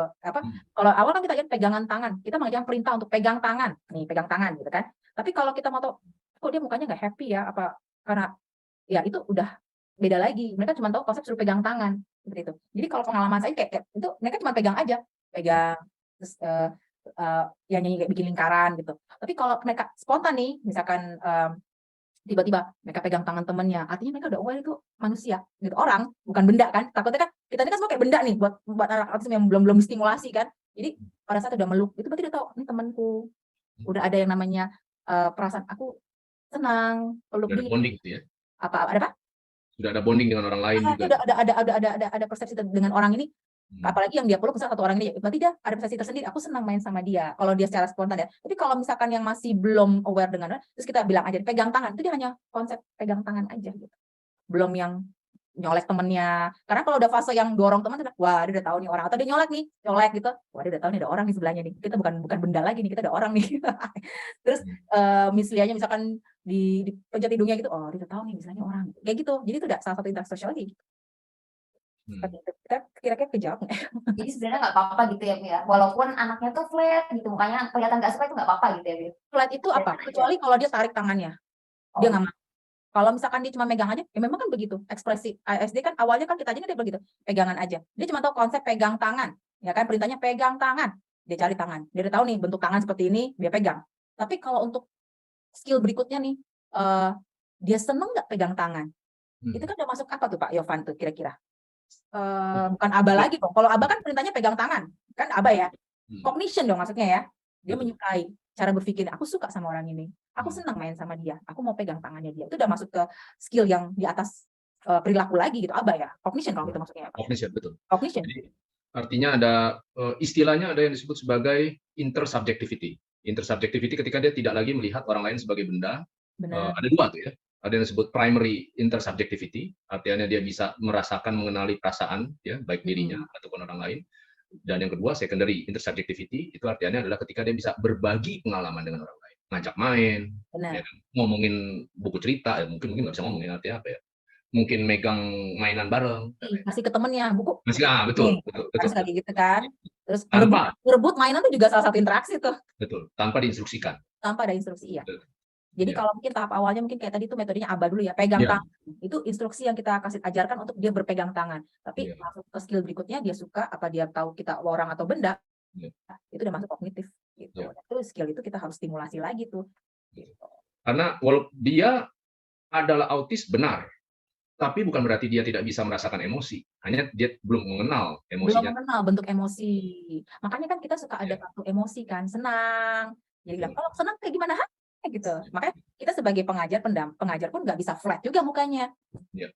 Gitu. Jadi harus yang lebih ekspresif lah. Bagaimana kita, sedih gitu. Oh, sedih, seperti itu. Misalkan dia misalnya dicubit gitu. Nah, kita harus bisa memberikan contoh emosi kan.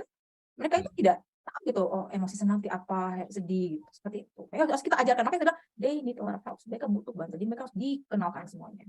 Kalau di RTH-TML ini memang para TE-nya ini rata-rata tertawanya dikit.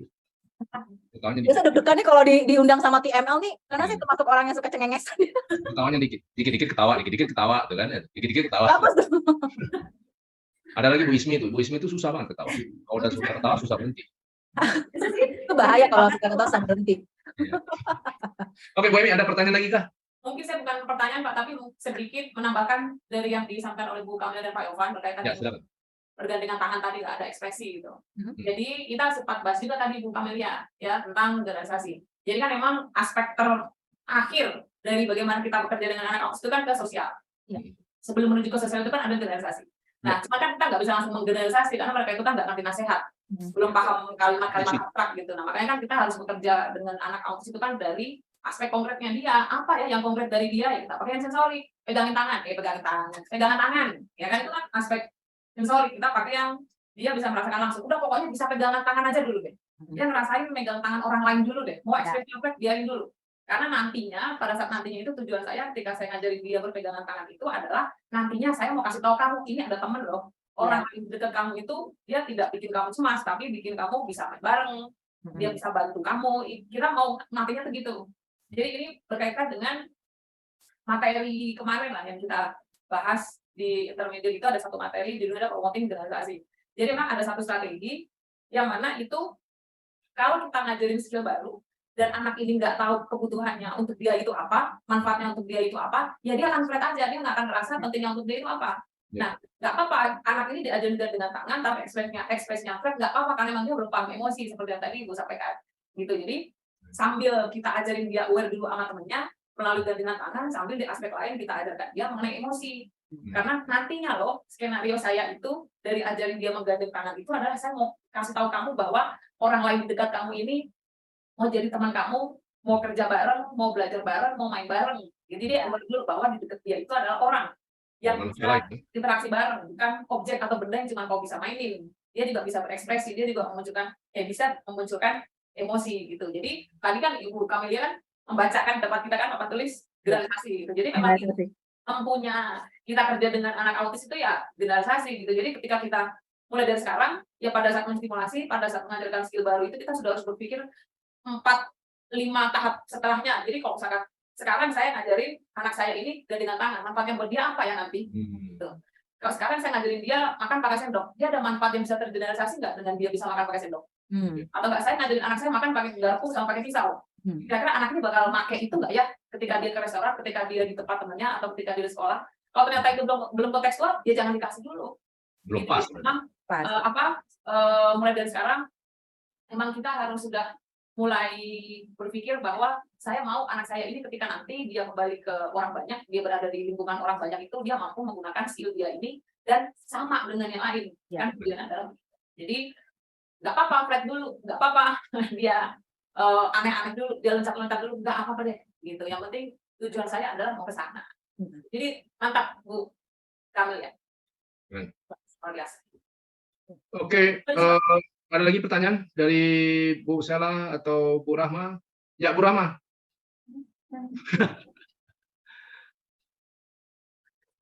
Oke, ini ada Bu Susmi lagi nih Bu. Bu Susmi, wah Ya, Bu mantap. Susmi keren banget yang memperhatikan nih sampai sekarang. Jadi pertanyaannya mungkin Bu, tadi kan banyak ngomong pembelajaran ABA, lanjut kognitif, terus generalisasi. Nah, Bu Susmi ini minta tolong berikan contoh pembelajaran dimulai dari aba kognitif sampai generalisasi ini contoh yang jelasnya mungkin ya. Biar Hmm. lebih terbayang. Ini kayak ujian yang untuk teman Pak kasih.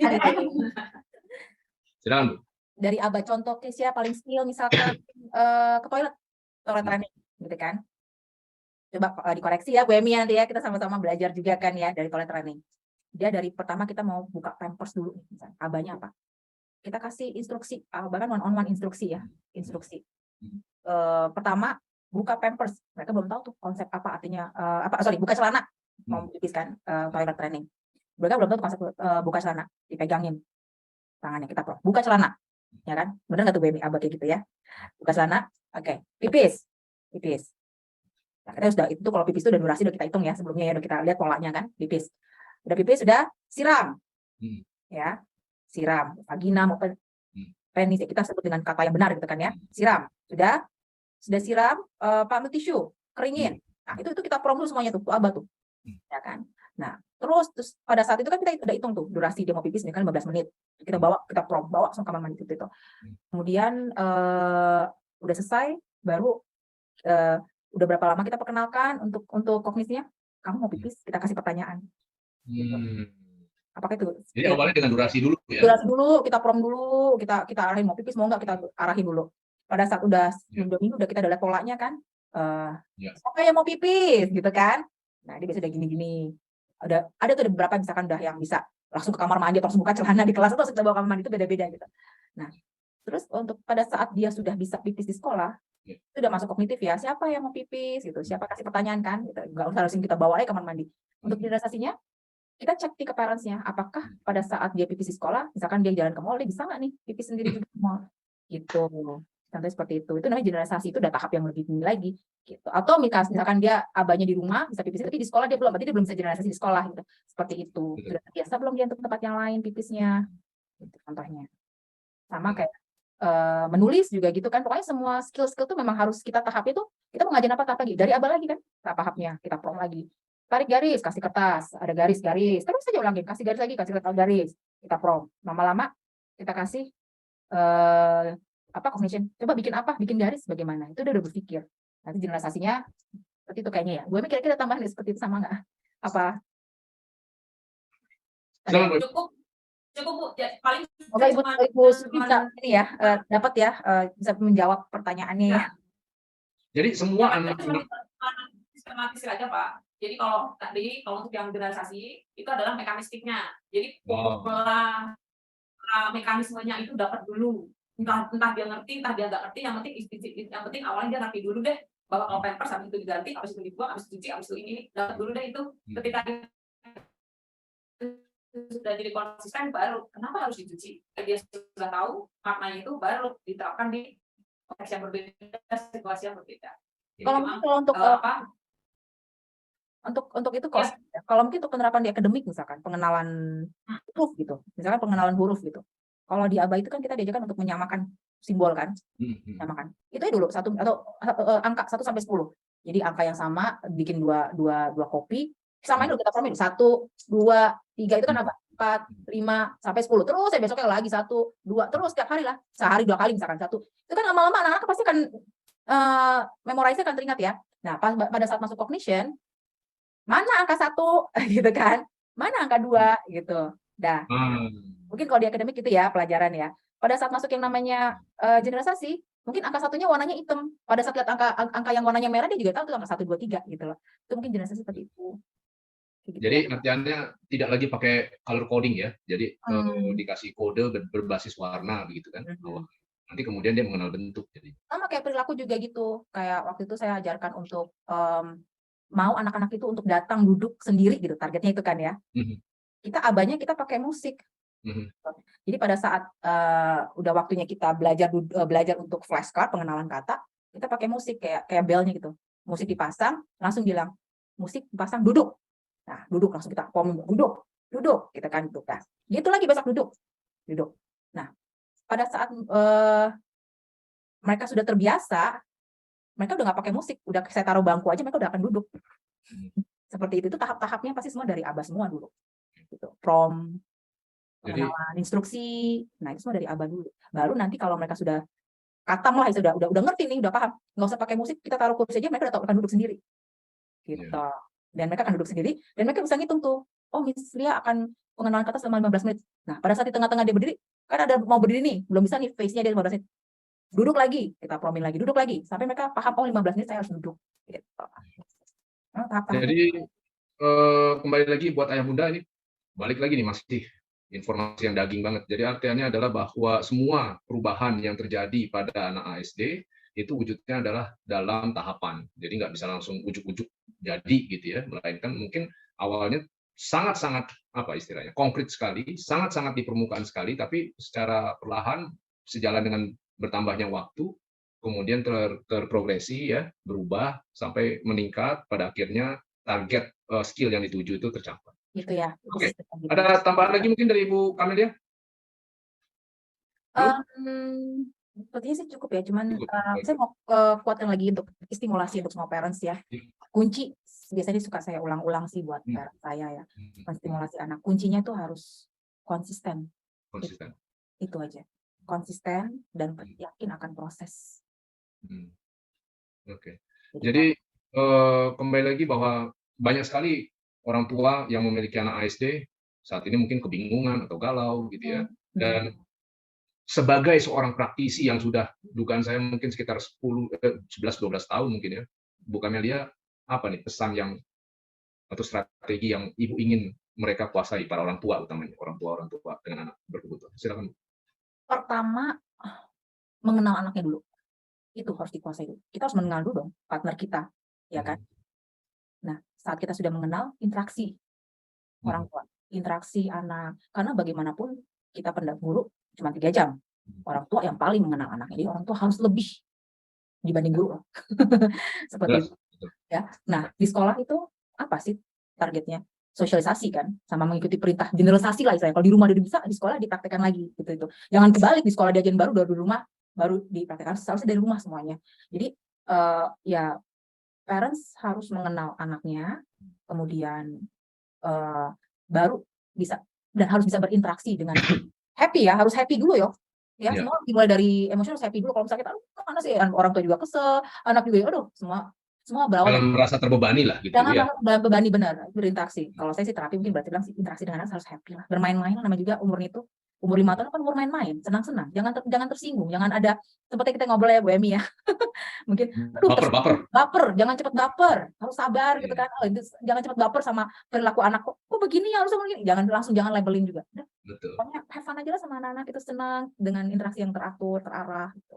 Insyaallah bisa. Oke, dari Ibu Kamelia sudah menyampaikan pesannya untuk para orang tua dimanapun Anda berada. Bu, jika orang tua ingin bertanya tentang sekolah Ibu, bisa nggak di-share itu alamatnya di mana, nomor kontaknya berapa, atau ada IG-nya, ada website-nya kan? Silakan. Ya, kita IG-nya ada di Gym Ademix Bintaro. Gym apa, Bu? Gym Ademix Bintaro. Oh, Gym Ademix. Gym Ademix ya. Bintaro. Mungkin tulisannya agak susah ya. Saya bisa ikuti tim dari TML yang ya. Kalau misalkan mau bertanya juga, kita juga ada IG-nya juga kok, ada bisa langsung WhatsApp juga bisa. Tapi silakan kita konsep ini sebenarnya homeschooling ya, jadi bisa dipraktekkan di rumah gitu. Jadi kita senang sekali gitu kalau ada parents mau bertanya, mau stimulasi gimana gitu kan, kita bantu kok gitu. Jadi kalau ada orang tua mau semacam kayak visit aja dulu, konsul awal, boleh nggak? Boleh. Dengan senang hati. Karena saya senang gitu loh membantu gitu kan, kayak Mam, ini stimulasi begini, dengan senang hati kok. Kita akan untuk sharing, membantu. Kalau ada appointment dulu mungkin atau ya, karena kan appointment perlu, karena kan kebetulan guru kita kan juga ada waktu mengajarnya ya. Jadi nanti kita akan bikin appointment di mana bisa kita siapkan waktunya. Perlu appointment, jadi nggak bisa ujug-ujug datang gitu kan, karena kita juga ada jam kelas. Jadi bisa appointment dulu, nanti bisa mau konsultasi, silahkan konsultasi tentang anak, konsultasi tentang orang tua, bagaimana parents. Kita juga ada coaching ya untuk orang tua ya, jadi bukan hanya anaknya yang kita tangani, parentsnya juga kita ada coaching dengan di sekolah kita gitu, coaching kepada parents gitu, bagaimana cara parenting atau bagaimana memahami anak, accept menerima anak gitu, itu coaching itu juga ada gitu. Jadi parents jadi solusi yang ditawarkan oleh Gym Ademix ini artinya adalah sangat komprehensif, tidak hanya menterapi anaknya, tapi juga orang tuanya diberikan treatment berupa coaching gitu ya. Iya, coaching. Orang tua penting karena orang tua tuh harus happy dulu ya, harus menerima tuh anaknya, baru tuh bisa jalan sinkronis semuanya. Untuk ayah bunda yang ingin tahu lebih dalam tentang Bu Kamelia, sekolahnya Bu Kamelia, metodenya dan lain-lain, nanti kami akan berikan informasinya, deskripsinya secara mendetil di potongan video ini. Nanti video ini nanti ada loh. Jadi artinya kita akan ada di record ini, nanti kita akan berikan captionnya. Jadi dengan demikian bisa langsung tanya. Kalau WA boleh nggak Bu ke Ibu? WA ke saya. Maksudnya ke sekolah Ibu dalam konteks untuk orang tua. Boleh sebagai orang tua, nanti dari TML sendiri kan sudah ada namanya kan, nanti saya akan share ke TML akan share ke ini ke parents. Jadi nanti semua kontak sekolah Ibu akan kami share juga di deskripsi daripada video ini. Baik, Bu Emi dan teman-teman, ada pertanyaan terakhir karena ini sekarang kebetulan sudah mendekati bulan Oktober, jadi udah agak larut gitu ya. Karena tadi mulainya aja Februari ya. Oke, ada pertanyaan lagi? Ada pertanyaan lagi? Cukup ya? Baik, jika demikian, Kamelia, terima kasih untuk waktunya. Terima kasih sudah bersedia untuk kami repot, sudah diganggu ya. Mudah-mudahan tidak mengganggu jam istirahatnya, dan karena udah agak larut, kami akan mengakhiri sesinya. Terima kasih untuk bantuan Kamelia, informasinya, semoga bisa mengedukasi dan bisa menginspirasi para orang tua dimanapun berada. Mohon maaf kalau ada salah-salah kata dari kami, dan akhir kata kami akhiri, dan mudah-mudahan nanti akan ada lagi sesi dengan Bu Kamelia ya Bu ya. Jadi artinya Ibu nggak bosan-bosan nih memberikan sesi. Ya, kalau pertanyaannya ringan-ringan, semoga saya bisa jawab. Kalau bermanfaat. Seorang yang sudah memiliki pengalaman 15 tahun, 13-15 tahun, pasti ini akan sesuatu yang biasa lah, enteng buat Bu Kamelia. Oke Bu ya. Baik, terima kasih. Sama-sama. Buat Bu Kamelia, buat Bu Emi dan teman-teman TE. Maka dengan demikian kami akan akhiri. Terima kasih. Wassalamualaikum warahmatullahi wabarakatuh. Mohon izin ya Bu. Ya, sama-sama. Mohon izin semuanya. Baik, Selamat malam. Ibu Kamelia.